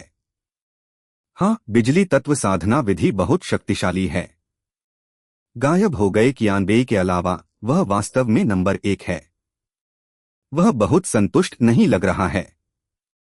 सभी ने चर्चा में भाग लिया। हालांकि फांग झोंगशी बहुत शांत लग रहा था। अचानक उसने एक सफेद पोशाक वाली महिला को चौक पर लड़कियों के एक समूह की ओर चलते देखा और उसकी आंखों में खुशी चमक उठी। उसने जल्दी से उसका पीछा किया। फाम झोंगशी के आसानी से 11वां स्थान प्राप्त करने के कारण बहुत से लोग जो अपनी किस्मत आजमाना चाहते थे उन्होंने हार मान ली। कुछ ने अगली बार चाहे कुछ भी हो शीर्ष 10 में आने का मन बना लिया। अगर उनकी रैंकिंग बहुत कम होती तो वे केवल खुद को शर्मिंदा करते। बिजली बादल संप्रदाय फाम झोंगशी काली बर्फ संप्रदाय की बहनों का अभिवादन करता है। फाम झोंगशी बहुत विनम्र था और उसने मुट्ठी बांधकर प्रणाम किया। बहन रोंग, आपका प्रदर्शन वाकई असाधारण है। आप आते ही 11वां स्थान प्राप्त कर लिया। यह रैंकिंग लगभग नंबर 1 है। बधाई हो। बहन रोंग मुस्कुराई। गोल चेहरे वाली लड़की ने फाम झोंगशी को प्रशंसा से देखा। फाम झोंगशी बिल्कुल संतुष्ट नहीं लगा। बहन रोंग, मेरी छोटी सी उपलब्धि प्रशंसा के योग्य नहीं है। यहां तक कि बहन रोंग भी मुझसे बदतर प्रदर्शन नहीं करेंगी। शीर्ष 10 कियानबेई की तो बात ही क्या। बहन रोंग, क्या आपका लक्ष्य स्वर्णकोर अवस्था परीक्षण पट्टिका के शीर्ष 10 में आना है? गोल चेहरे वाली लड़की ने पूछा। फाम झोंगशी ने गंभीरता से सिर हिलाया। हाँ, हालांकि मुझे शीर्ष तक पहुंचने की उम्मीद नहीं है।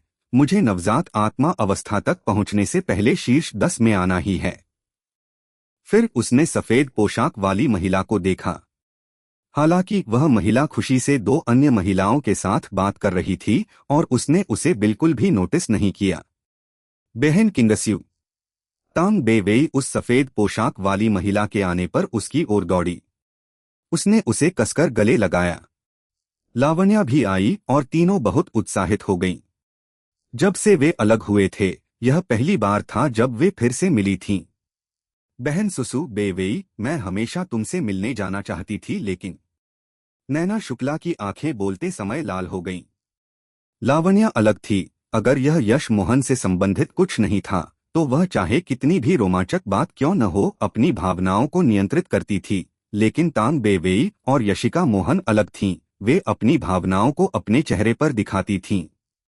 अगर संभव होता तो नैना शुक्ला इथेरियल इमोर्टल पोंड में अकेले रहने के बजाय लावण्या और तांग बेवेई के साथ रहना पसंद करती। जब उन्होंने यश मोहन के बारे में बात की तो वे स्पष्ट रूप से निराश दिखे। अपनी प्रसिद्धि के साथ अगर यश मोहन साउथ पीस राज्य में होता तो वह उनके बारे में नहीं जानता होता। लेकिन सच्चाई यह थी कि यश मोहन अभी भी खोजने नहीं आया था।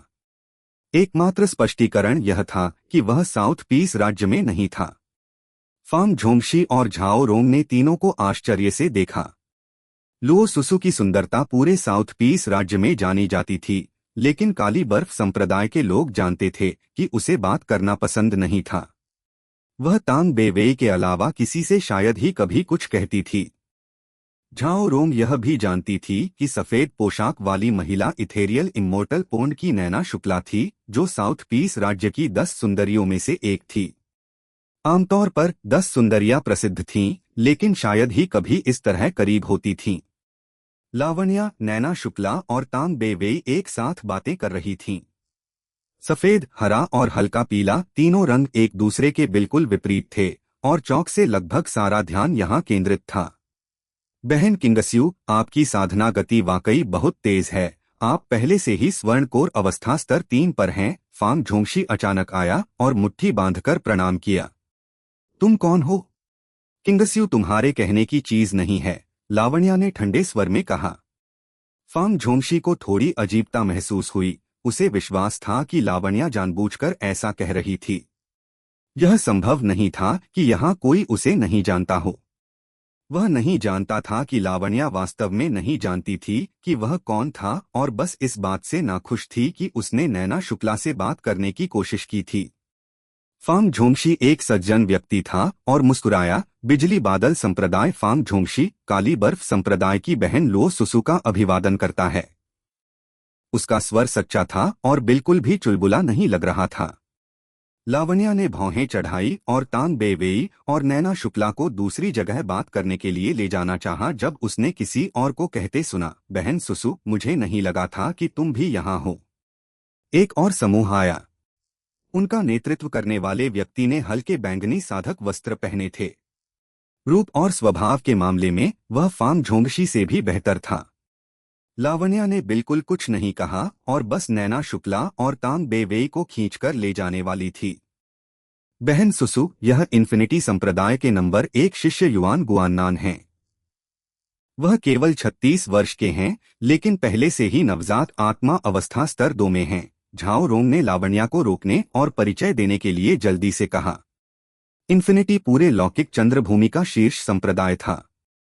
काली बर्फ संप्रदाय भी एक 9 सितारा संप्रदाय था, लेकिन वे इन्फिनिटी संप्रदाय के स्तर से बहुत दूर थे। सुसु वास्तव में इन लोगों से बात करना पसंद नहीं करती थी, लेकिन वह झाओ रोंग को अनदेखा नहीं कर सकती थी। किंगस्यू। इस समय एक और लड़की जो नैना शुक्ला के साथ आई थी, ने पूछा, बहन किंगस्यू, ये कौन है? यह लड़की इथेरियल इमोर्टल पोन से आई थी। उसने नैना शुक्ला को अचानक 2 लड़कियों के साथ इतनी बातें करते देखकर उलझन में यह सवाल पूछा। हाँ, यहाँ हर कोई साउथ पीस राज्य के अभिजात वर्ग से है। हर कोई साउथ पीस राज्य के भविष्य के शक्तिशाली व्यक्ति होंगे। मुझे आपको परिचय कराने दें, युआन गुआननान ने कहा। उसने लावण्या और अन्य की ओर इशारा किया और कहा, वे काली बर्फ संप्रदाय की लुओ सुसु और तांग बेवेई हैं, और इथेरियल इमोर्टल पोंड की नैना शुक्ला। वे साउथ पीस राज्य की 10 सबसे सुंदर लड़कियों में से हैं। उनके पीछे काली बर्फ संप्रदाय की मुख्य शिष्याएं झाओ रोंग और वांग वानेर हैं। बहन झाओ रोंग स्वर्णकोर अवस्था हॉल ऑफ फेम में नंबर 3 है, और यह सुंदर नीली कमीज वाला भाई। नीली कमीज वाले युवक ने सीधा खड़ा होकर कहा, बिजली बादल संप्रदाय फांग झोंगशी मित्रों का अभिवादन करता है। इसके साथ अधिक से अधिक साधकों का परिचय कराया गया। एक भूरे कपड़े वाले सुंदर साधक ने भी बाहर आकर मुट्ठी बांधकर कहा, स्वर्ण तलवार संप्रदाय शियाओ फेई, यह मेरी बहन शियाओ शियन है। लोगों ने चर्चा की, स्वर्ण तलवार संप्रदाय शियाओ फेई, स्वर्णकोर अवस्था हॉल ऑफ फेम नंबर 2। वह परीक्षण पट्टिका पर नहीं गया। मुझे लगता है कि अगर वह प्रयास करता तो वह कम से कम शीर्ष 20 में होता। उसकी बहन साउथ पीस राज्य की 5वीं सबसे सुंदरी है, शियाओ शियन। इन्फिनिटी संप्रदाय के डोंगतियानिया। गॉड वाइंड वैली के मोफिंग। अधिक से अधिक नाम कहे गए, हर कोई अपने अपने संप्रदाय का अभिजात था। लो सुसु, तुमने मुझे वास्तव में निराश नहीं किया। तुम पहले से ही स्वर्णकोर अवस्था स्तर 4 पर हो। मैं तुम्हारा 1 साल इंतजार करूंगा। जब तुम स्वर्णकोर अवस्था चरम स्तर पर होगी, मैं वेनकई तुम्हें फिर से चुनौती दूंगा। चैप्टर 997 परेशानी ढूंढना। लावण्या ने वेनकई को ठंडी नजर से देखा और कहा, अगर तुम खुद को मजबूत समझती हो तो हॉल ऑफ फेम के लोगों को चुनौती दो। मुझे अनजान लोगों से बात करना पसंद नहीं है। लावण्या कभी नहीं समझ पाई थी कि यह अत्यंत सुंदर महिला हर समय उसे क्यों चुनौती देना चाहती थी। अगर यह युआन गुआननान के लिए था, तो लावण्या को लगा कि यह और भी बेतुका था। उसके इस युआन का पीछा करने का कोई इरादा नहीं था। जैसे ही दोनों ने बात करना शुरू किया, एक बहुत ही अजीब भावना पैदा हुई। दोनों साउथ पीस राज्य की 10 सुंदरियों में शीर्ष पर थीं, लेकिन जैसे ही वे मिली, उनके स्वर में संघर्ष क्यों दिखाई दिया।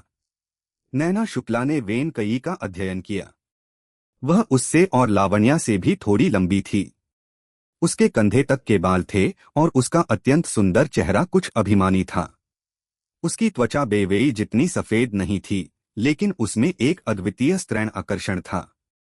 ऐसा लगता था जैसे अगर कोई उसे देखता तो वह कभी अपनी नजरें नहीं हटा पाता। नैना शुक्ला के दृष्टिकोण से वेनकई बहुत सुंदर थी, लेकिन सुसु की तुलना में थोड़ी कमी थी। अधिक से अधिक वह उसके स्तर पर थी। वेनकई, बहन सुसु ने तुम्हें कभी नहीं देखा है। तुम उसे चुनौती क्यों देना चाहती हो? नैना शुक्ला ने भौहें चढ़ाई और अप्रसन्नता से पूछा। मुझे किसी के साथ समान रैंक पर रहना पसंद नहीं है। मैं सभी को बताऊंगी कि साउथ पीस राज्य की 10 सुंदरियों में केवल एक ही पहला स्थान है, वेनकई ने शांति से कहा। युआन गुआननान ने वेनकई को अप्रसन्नता से देखा और कहा, कई, ऐसा मत बोलो। वेनकई ने व्यंग्य किया और युआन गुआननान को नजरअंदाज कर दिया। लावण्या ने वेनकई को शांति से देखा। मैंने कभी नहीं सोचा कि मैं कोई साउथ पीस राज्य की शीर्ष 10 सुंदरी हूं। अगर तुम्हें प्रसिद्धि पसंद है तो इसे ले लो। किंगस्यू और बेवेई को भी इसकी परवाह नहीं है। अगर तुम चाहती हो तो इसे ले लो, कोई तुमसे इसे छीनने नहीं आएगा। आज से हमें किसी साउथ पीस राज्य की 10 सुंदरियों में शामिल मत करो। अगर तुम ऊबी हुई हो तो किसी और को चुनौती दे सकती हो, मैं तुम जितनी ऊबी हुई नहीं हूं। किंगस्यू, बेवेई, चलो। फिर लावण्या ने नैना शुक्ला और तांग बेवेई के हाथ पकड़े और मुड़कर चली गई। सभी इस बात से चकित थे कि लुओ सुसु को प्रसिद्धि की परवाह नहीं थी, लेकिन नैना शुक्ला और तांग बेवेई को साउथ पीस राज्य की 10 सुंदरियों को छोड़ने का उसे क्या अधिकार था। आश्चर्यजनक बात यह थी कि उन्होंने कोई आपत्ति नहीं की और स्वेच्छा से लावण्या के साथ चली गईं। वेन कई एक पल के लिए स्तब्ध रह गई, लेकिन उसने फिर से लुओ सुसु को रोक दिया। अच्छा, तुम में यह आत्मजागरूकता है, लेकिन कुछ पुरुष ऐसे हैं जिन्हें तुम छू नहीं सकती। भले ही तुम छूने की हिम्मत करो, मैं इसे वापस ले लूंगी और मैं तुम्हें चुनौती दूंगी। कई युआन गुआननान ने अप्रसन्नता से कहा, स्पष्ट रूप से सोच रहा था कि वेन कई उसके बारे में बात कर रही थी। लावण्या बाहर से मुलायम लेकिन अंदर से मजबूत थी। उसे वेन कई जैसे व्यक्ति से झगड़ा करने में घृणा महसूस हुई। उसका स्वर ठंडा हो गया। मेरा एक पति है और मैं केवल अपने पति को छूऊंगी। कोई भी उसे मुझसे नहीं छीन सकता। तुम कोई अपवाद नहीं हो। मेरे पति के अलावा भले ही तुम दुनिया के सभी पुरुषों को ले लो, इसका मुझसे कोई लेना देना नहीं है। सभी चौंक गए। किसी को उम्मीद नहीं थी कि पहली सुंदरी का पहले से ही पति होगा। लावण्या की प्रशंसा करने वालों में से कई बर्फीले गुफा में गिर गए। हालांकि वे जानते थे कि भले ही वह शादीशुदा न हो, उनका कोई मौका नहीं था। इससे उन्हें ऐसा महसूस करने में कोई बाधा नहीं आई। सुसु, तुम पहले से ही शादीशुदा हो। युआन गुआननान का चेहरा पीला पड़ गया। उसका स्वर कांपने लगा। वह कौन है? कौन? लो सुसु ने उसकी ओर देखा तक नहीं और चली गई। वेन कई कुछ पलों के लिए चौंक गई और उसका चेहरा बदसूरत हो गया। लो सुसु ने उससे लड़ा भी नहीं, लेकिन केवल कुछ शब्दों से उसे पूरी तरह से हरा दिया।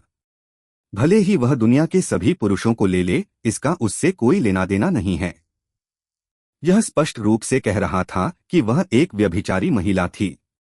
वेन कई का चेहरा उतर गया। वह युआन गुआननान के बारे में नहीं बता रही थी क्योंकि केवल वह जानती थी कि वह किसके बारे में थी, लेकिन लुओ सुसु के शब्दों ने उसे आहत किया।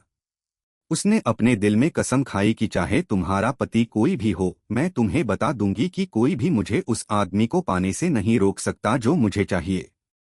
शायद एक दिन मैं तुम्हारा पति चुरा लूंगी और फिर उसे तुम्हें वापस लात मार दूंगी। तब तुम हमारे बीच का अंतर जानोगी। यश मोहन 1 महीने बाद एकांत साधना से बाहर आया और यशिका मोहन तथा सोंग यांगझू का स्वागत किया, जो स्वर्णकोर अवस्था तक पहुंच चुकी थीं। यश मोहन बहुत खुश था कि दोनों स्वर्णकोर अवस्था तक पहुंच गई थीं। वह उन्हें स्वर्णकोर अवस्था साधना संसाधन देने ही वाला था, लेकिन पेई है शहर के बाहर एक शक्तिशाली आत्मिक ची भंवर फटा। भाई, यह भाई ली के नवजात आत्मा बनाने के कारण हुआ है। गुरु और बहन शान दोनों देखने गए हैं। चलो हम भी चलते हैं, यशिका मोहन ने कहा। इसके साथ मोयू की शक्ति एक और स्तर ऊपर उठ जाएगी। यह सोचकर यश मोहन ने उड़ान जहाज छोड़ा और सोंग यांगझू तथा यशिका मोहन को पेई है शहर के बाहर ले गया। इस समय पेई है शहर के कुछ हजार किलोमीटर बाहर बहुत से साधक इकट्ठा हो गए थे और अधिक आ रहे थे। हालांकि पेई है शहर में बहुत सारे नवजात आत्मा अवस्था साधक थे। यहाँ अधिकतर स्वर्णकोर अवस्था और आधार स्थापना अवस्था के साधक थे। कोई भी इस अवसर को नहीं छोड़ना चाहता था। ली जिंगवेन एक सरल आत्मिक संग्रह गठन के केंद्र में बैठा था। ली युकियान और जेन जियाओशान उसकी चिंतित होकर रक्षा कर रहे थे।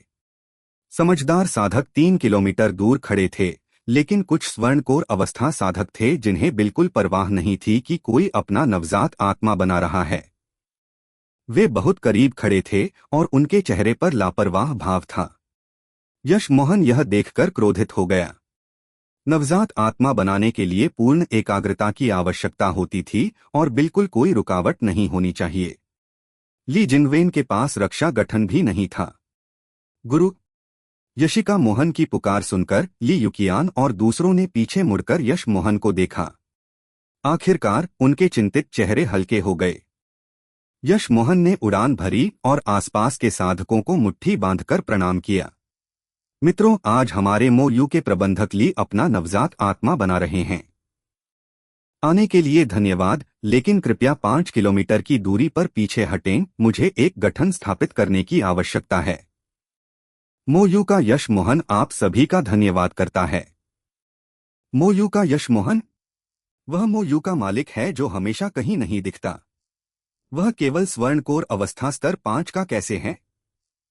यह शायद वही है, लेकिन उसे कम मत आंको। जब वह स्वर्णकोर अवस्था स्तर 2 का था, उसने आसानी से स्वर्णकोर अवस्था मध्यम स्तर के साधकों को मार डाला। तो ऐसा है। अधिकांश साधक पीछे हटने लगे। उच्च अवस्थाओं की सफलता साधकों के लिए सबसे महत्वपूर्ण चीज थी। जो कोई भी उनमें बाधा डालने की कोशिश करता था, वह सबसे गंभीर दुश्मन था। लेकिन जबकि अधिकांश लोग 5 किलोमीटर पीछे हट गए, फिर भी 5 स्वर्णकोर अवस्था साधक करीब खड़े रहे।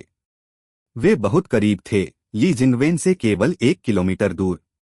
यह दूरी ली जिंगवेन की सफलता के लिए खतरा पैदा करने के लिए पर्याप्त थी। यश मोहन ने कुछ गठन झंडे फेंके और उन्हें ठंडी नजर से देखा। तुम अभी भी यहाँ क्यों हो? हाँ, उन 5 में से स्वर्णकोर अवस्था चरम स्तर के साधक ने जोर से हंसा।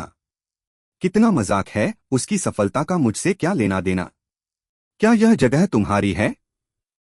एकमात्र स्वर्णकोर अवस्था स्तर 5 दृश्य साफ करने की हिम्मत करता है। यश मोहन ने कुछ और गठन झंडे फेंके और कहा, तुम लोगों को इस पर अच्छी तरह सोचना चाहिए। एक बार मैंने गठन स्थापित कर लिया तो तुम बाहर नहीं निकल पाओगे। क्या तुम लड़ना चाहते हो? ओह, मैं समझ गया, तुम्हारे पास एक नवजात आत्मा अवस्था साधक है। बहुत अच्छा, तुम हमला करने के लिए स्वागत करते हो। हमारे यांग है व्यापारी संघ के पास MOU की तुलना में बहुत अधिक नवजात आत्मा अवस्था साधक हैं। तुम्हारे पास केवल एक है और तुम हमें जाने के लिए कहने की हिम्मत करते हो, एक स्वर्णकोर अवस्था स्तर 8 ने व्यंग्य किया। अब तक, यहाँ तक कि पर्यवेक्षकों को भी एहसास हो गया था कि ये 5 परेशानी पैदा करने आए थे। ऐसा लगता है MOU का समय अच्छा नहीं चल रहा। यांग है व्यापारी संघ का वाकई उनसे झगड़ा है। स्पष्ट रूप से, अन्यथा वे सफलता में बाधा डालने के लिए लोगों को यहाँ नहीं भेजते। किसी के मार्ग में बाधा डालना एक बहुत बड़ा वर्जित है। यश मोहन ने उन्हें मनाने की कोशिश नहीं की। उसने अधिक गठन झंडे और अनगिनत आत्मिक पत्थर फेंके।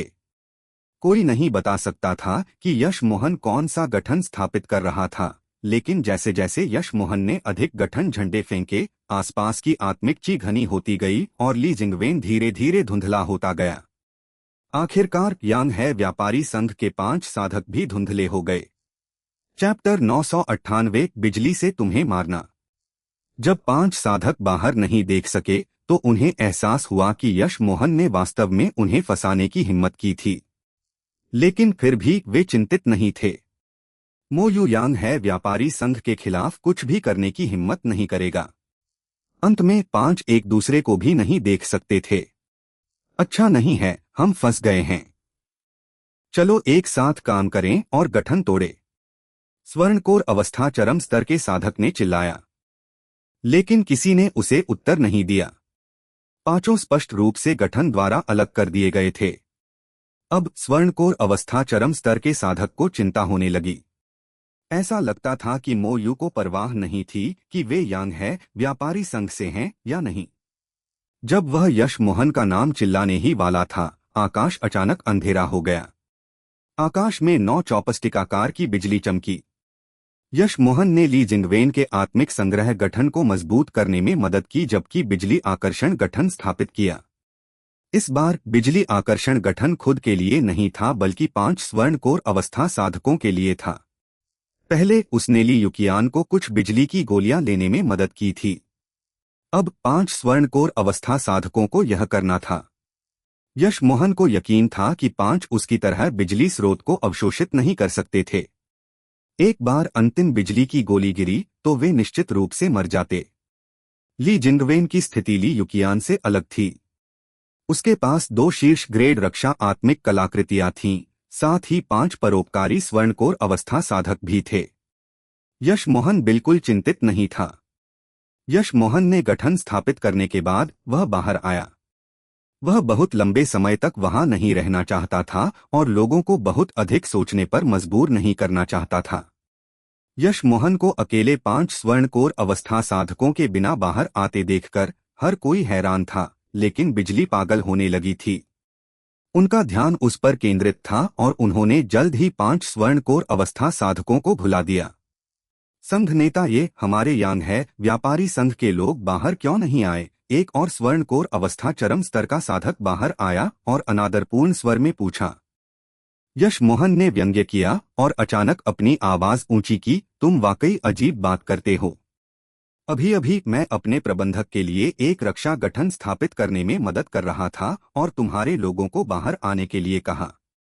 उन्होंने कहा कि यह जगह मोयू की नहीं है और मुझे यह बताने का कोई अधिकार नहीं है कि उन्हें कहाँ खड़ा होना चाहिए। मुझे भी ऐसा ही लगा, इसलिए मैं अकेला बाहर आया। लेकिन जैसे ही मैं बाहर आता हूं, तुम लोग मुझे फटकार लगाते हो। यह खुलेआम परेशानी ढूंढना है। क्या तुम वैसे भी परेशानी शुरू करोगे, चाहे मैं उन्हें बाहर निकालूं या नहीं? इसके साथ देख रहे अधिकांश लोग इसे बर्दाश्त नहीं कर सके।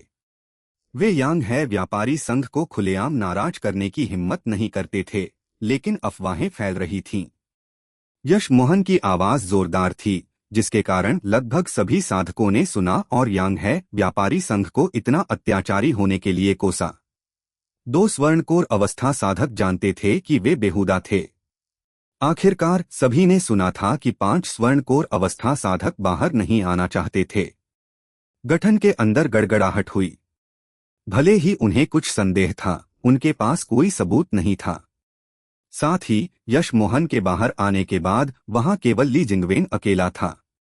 उसके नवजात आत्मा बनाते समय 5 स्वर्णकोर अवस्था साधकों से लड़ने का कोई रास्ता नहीं था। गड़गड़ाहट गड़गड़ाहट। आकाश में लगातार बिजली चमकती रही। कुछ साधकों को यह अजीब लगा कि यश मोहन ने रक्षा गठन में एक गुप्त गठन जोड़ा था। आखिरकार गुप्त गठन दैवीय दंड से निपटने में बेकार थे। वे केवल आत्मिक पत्थरों की बर्बादी के रूप में काम करेंगे। जैसे जैसे अधिक से अधिक बिजली गिरती गई, लोगों को एहसास हुआ कि गड़गड़ाहट कम होती जा रही थी। चर्र। आखिरी अंगूठे के आकार की बिजली की गोली गिरी और आकाश में एक विशाल आत्मिक ची भंवर इकट्ठा हो गया। यह देखकर सभी को पता चल गया कि सफलता सफल रही थी। अन्यथा इतना बड़ा आत्मिक ची भंवर इकट्ठा नहीं होता।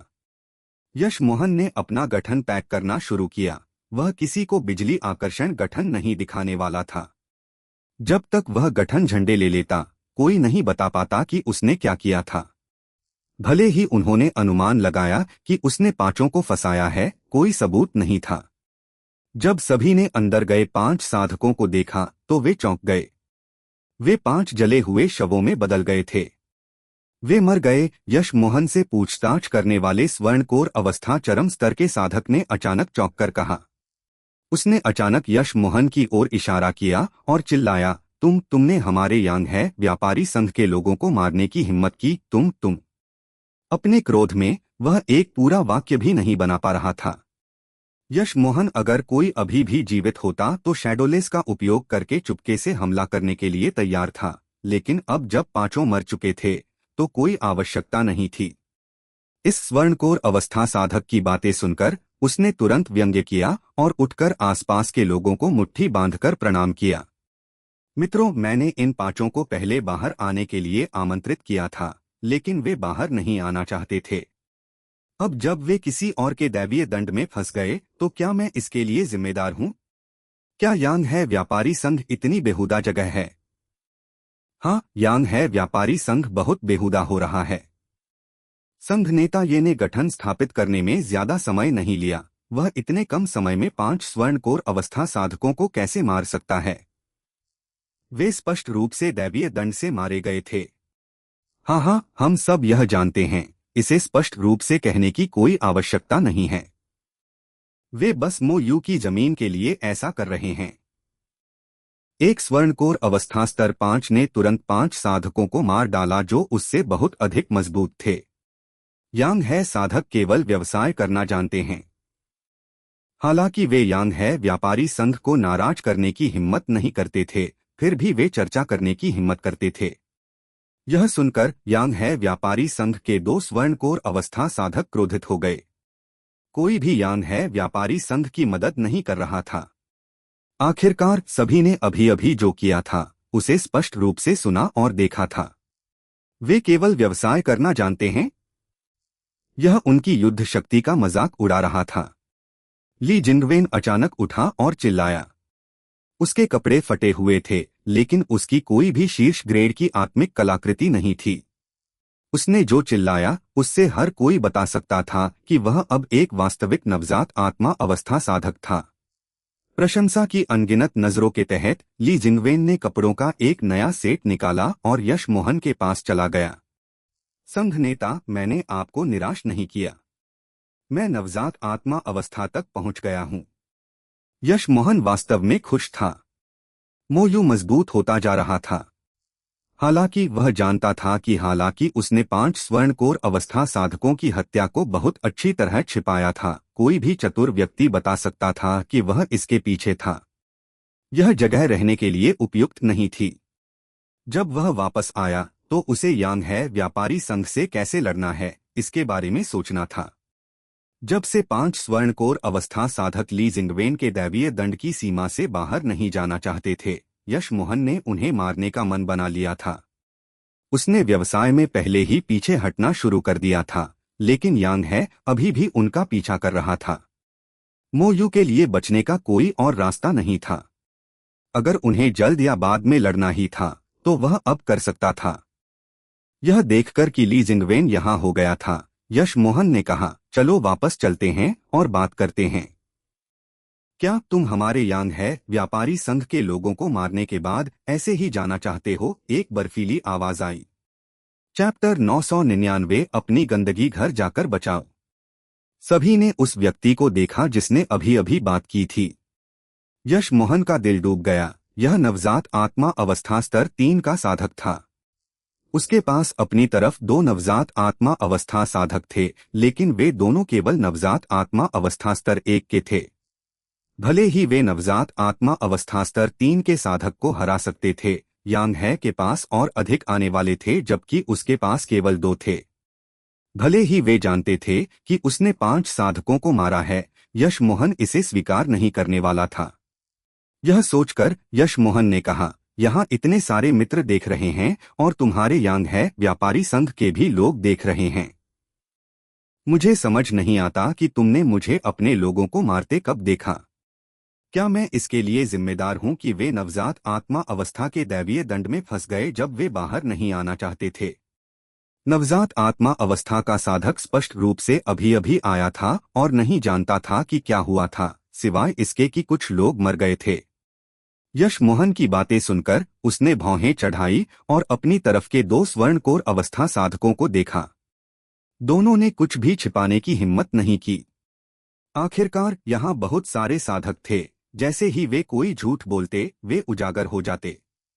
उनसे पूछताछ करने के बाद नवजात आत्मा अवस्था का साधक मुड़ा और यश मोहन से ठंडे स्वर में कहा, तो इसका मतलब है कि तुमने एक जाल गठन स्थापित किया जिससे वे बाहर नहीं आ सके। यश मोहन ने व्यंग्य किया। जाल गठन स्थापित किया ताकि वे बाहर न आ सकें। यह सबसे मजेदार मजाक है जो मैंने सुना है। मैंने एक रक्षा गठन स्थापित किया और तुम्हारे लोग बाहर नहीं आना चाहते थे। यहाँ बहुत से लोग हैं, उनमें से किसी से पूछो। साथ ही मैंने केवल एक स्तर 3 गठन स्थापित किया। क्या तुम्हें लगता है कि वह 5 स्वर्णकोर अवस्था साधकों को रोक सकता है? यह बहुत मजेदार है। नवजात आत्मा अवस्था के साधक ने भौहें चढ़ाई। उसे यश मोहन की बातों पर संदेह नहीं था। यश मोहन की उम्र के साथ स्तर 3 गठन वह सबसे अच्छा होता जो वह कर सकता था, और वह वास्तव में 5 स्वर्णकोर अवस्था तृतीयक स्तर के साधकों को रोकने के लिए पर्याप्त नहीं था। यश मोहन ने यह नहीं देखा कि साधकों की भीड़ के बीच एक स्वर्णकोर अवस्था चरम स्तर का साधक था जिसके चेहरे पर अजीब मुस्कान थी। वह सोच रहा था, यह स्पष्ट रूप से एक स्तर 4 जाल गठन था, फिर भी वह इसे स्तर 3 रक्षा गठन कहता है। दिलचस्प, इतना युवा स्तर 4 गठन गुरु मैंने यह पहली बार देखा है। इस समय ली युकियान और बाकी लोग यश मोहन के पास आ गए। नवजात आत्मा अवस्था साधक ने 2 नवजात आत्मा अवस्था साधकों को देखा और अधिक हिचकिचाने लगा। वह नवजात आत्मा अवस्था स्तर 3 का था, लेकिन वह नहीं कह सकता था कि वह दोनों के खिलाफ निश्चित रूप से जीत सकता है। यश मोहन उसकी तरह हिचकिचाने वाला नहीं था। उसने तुरंत ली युकियान और दूसरों से कहा, बहन ली, चलो। उसने अपना उड़ान जहाज निकाला और 6 लोग उस पर चढ़ गए। तुरंत वे पेई है शहर वापस चले गए। यश मोहन मोलू वापस जाने के लिए इतना बेताब था क्योंकि वहां उसने पूरे गठन स्थापित किए थे और टेलीपोर्टेशन गठन भी था। भले ही वह यांग है व्यापारी संघ के बराबर नहीं था, वह आसानी से जा सकता था। जैसे ही यश मोहन गया, देख रहे लोग भी चले गए। यांग है नवजात आत्मा अवस्था साधक का चेहरा उदास था और वह 2 स्वर्णकोर अवस्था चरम स्तर के साधकों को पेई है शहर में ले गया। वह और यश मोहन दोनों जानते थे कि यह मामला खत्म नहीं हुआ था। उसने अभी तक हमला नहीं किया था। इसका कारण यह था कि वह यांग है व्यापारी संघ के संघ नेता की इच्छा के बारे में पूरी तरह से निश्चित नहीं था। जैसे ही यश मोहन मोलू वापस आया, उसने तुरंत साधना गोलियां वितरित की, विशेष रूप से आत्मासार गोली। उसने ली जिनवेन और ली युकियान को कई बोतलें दी। वह गठन को सुधारना जारी रखने वाला था। संसाधनों द्वारा सीमित होने के कारण वह पहले रक्षा और आक्रमण गठन को स्तर 4 तक अपग्रेड कर सकता था। लेकिन अब उसने चिराग होम की संचय अंगूठी प्राप्त कर ली थी और पहली चीज जो वह करने वाला था वह गठन को स्तर 5 तक अपग्रेड करना था। स्तर 4 गठन नवजात आत्मा अवस्था साधकों के खिलाफ पर्याप्त थे, लेकिन यश मोहन को विश्वास नहीं था कि यांग है व्यापारी संघ के पास खोखली आत्मा अवस्था साधक नहीं था। पेई है शहर का नंबर 1 व्यापारी संघ खोखली आत्मा अवस्था साधक के बिना कैसे हो सकता था। यश मोहन ने अतिथि हॉल में गठन को फिर से बनाया। अगर यांग है के लोग उन्हें धमकाने आए तो स्थान अतिथि हॉल होगा। यह पहला युद्ध क्षेत्र हो सकता है। यश मोहन के पास ऐसा करने का एक और कारण भी था। यह सभी को बताना था कि मो यू के साथ आसानी से नहीं छेड़ा जा सकता था। अगर उसने यांग है व्यापारी संघ को पूरी तरह से नहीं हराया तो पेई है छोड़कर साउथ पीस राज्य जाने के बाद लोग अभी भी मो यू के खिलाफ साजिश रचते। लेकिन यश मोहन को जो उम्मीद नहीं थी वह यह थी कि 2 दिन बीत गए और यश मोहन ने सभी गठन को स्तर 5 तक अपग्रेड कर लिया, फिर भी यांग है व्यापारी संघ से कोई नहीं आया। फिर भी यश मोहन चिंतित नहीं था और सभी को साधना करने के लिए कहा।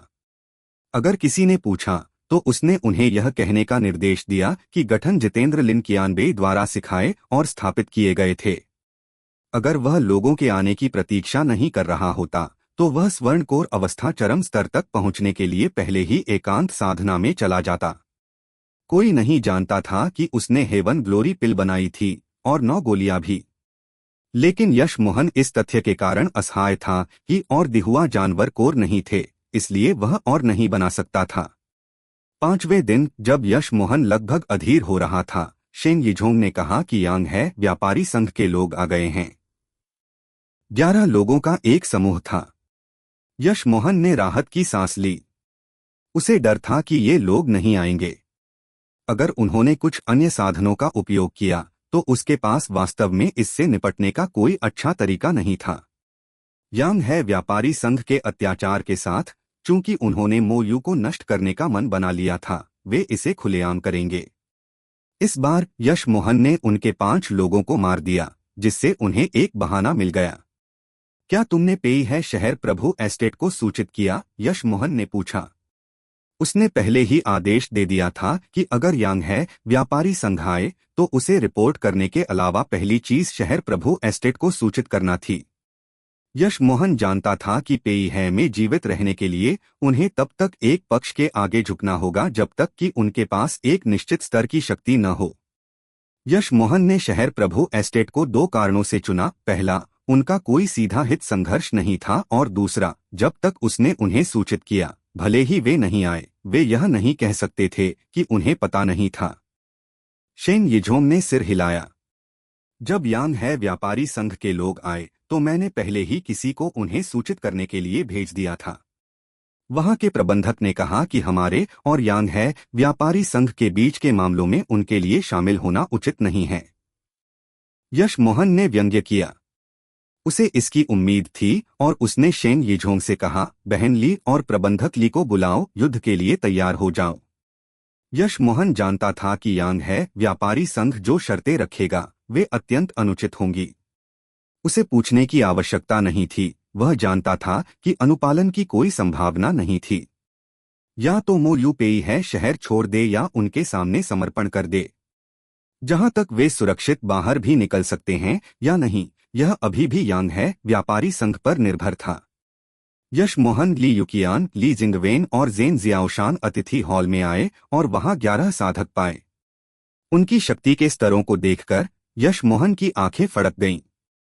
वहां 5 स्वर्णकोर अवस्था चरम स्तर के, 3 नवजात आत्मा अवस्था तृतीयक स्तर और मध्यम स्तर के, 2 स्वर्णकोर अवस्था तृतीयक स्तर के, और जिस बात ने यश मोहन को सबसे अधिक चौंकाया वह यह था कि वहां एक खोखली आत्मा अवस्था साधक भी था। खोखली आत्मा अवस्था साधक शीर्ष पर बैठा था और 10 साधक उसके बगल में बैठे थे।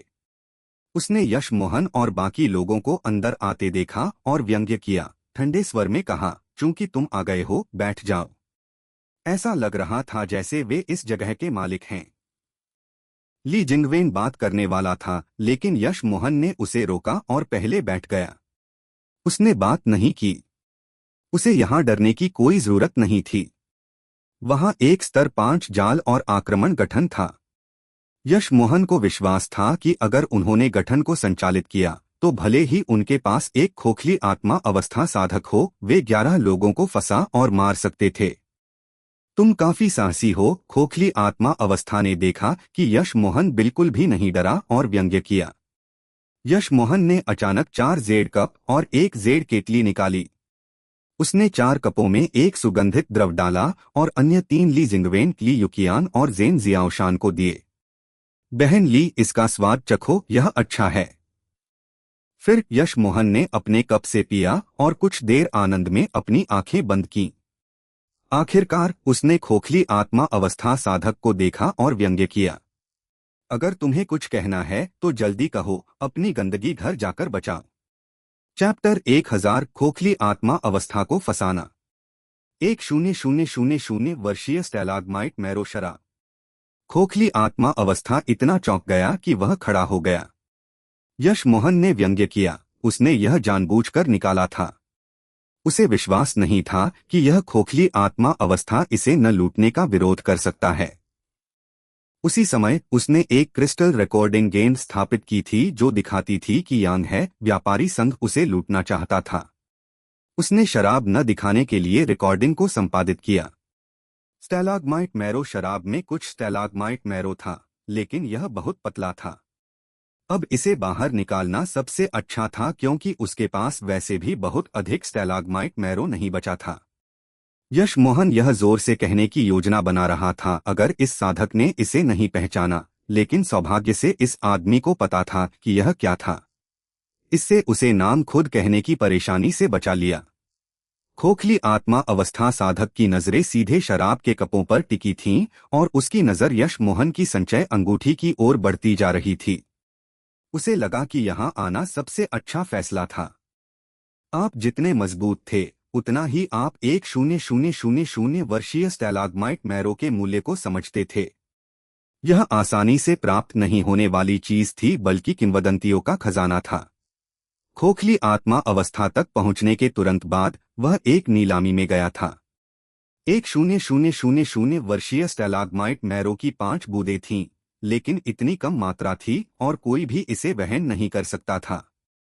नीलामी विशेष रूप से खोखली आत्मा अवस्था और उससे ऊपर के साधकों के लिए आयोजित की गई थी, यहां तक कि शरीर संघनन अवस्था के साधक भी उपस्थित थे। फिर भी उनमें से कोई भी इसे वहन नहीं कर सकता था। सिर्फ शुरुआती बोली 500 मिलियन उच्च श्रेणी आत्मिक पत्थर थी। वह नहीं जानता था कि वे 5 बूंदें कहाँ गईं, लेकिन उसने अचानक यहाँ 1000 वर्षीय स्टैलाग्माइट मैरो शराब देखी। क्या यह किस्मत थी? अच्छी शराब। ली युकियान और दूसरों ने इसे पी लिया और तुरंत बहुत सहज महसूस किया। यहाँ तक कि नवजात आत्मा अवस्था साधकों की आंखें भी चौड़ी हो गईं। हालांकि वे जानते थे कि भले ही उन्होंने इसे लूटने में मदद की, उन्हें इसमें कोई हिस्सा नहीं मिलता। तुम बहुत कुछ जानते हो, क्या तुम सिर्फ यह कहने आए हो? अगर ऐसा है तो तुम जा सकते हो। यश मोहन ने अपने आप को एक पूरा कप डाला और कहा। लेकिन इससे पहले कि यश मोहन शराब की केतली को दूर रख पाता, खोखली आत्मा अवस्था ने हाथ उठाया और शराब की केतली और कप उसके हाथ में आ गए। खोखली आत्मा अवस्था साधक को बिल्कुल परवाह नहीं थी और उसने कप में शराब पी ली। वह हंसा, उसके दिल में खुशी अवर्णनीय थी। उसने पाया कि यह वास्तव में एक 0000 वर्षीय स्टैलाग्माइट मैरो शराब थी और अब उसके पास एक पूरी केतली थी। जब वह इस स्वर्णकोर अवस्था साधक को पकड़ेगा तो वह उससे पूछताछ करेगा कि उसे एक 0000 वर्षीय स्टैलाग्माइट मैरो कहाँ से मिला। क्या अफसोस है, ऐसे खजाने के साथ शराब बनाना वास्तव में बर्बादी थी। उसने यश मोहन की शराब की केतली को अपनी संचय अंगूठी में रख लिया और ठंडे स्वर में कहा, मोयू ने हमारे यांग है व्यापारी संघ के लोगों को मारा। हमारी केवल 2 मांगे हैं, हत्यारे और उस नवजात आत्मा अवस्था साधक को आत्महत्या करनी होगी और हम मोयू की सारी संपत्ति ले लेंगे। बाकी लोगों को अपनी साधना आधार नष्ट करनी होगी और पेई है शहर छोड़ना होगा। यश मोहन ने व्यंग्य किया। ऐसा लगता था यांग है व्यापारी संघ उन सभी को नष्ट करना चाहता था। लेकिन उसने बिना भाव के कहा, चूंकि तुम यहाँ हो, एक खोखली आत्मा अवस्था साधक, विरोध करने का कोई फायदा नहीं है। मैं तुम्हारी सभी शर्तों को मान सकता हूँ, लेकिन क्या तुम मुझे मेरी चीजें वापस दे सकते हो?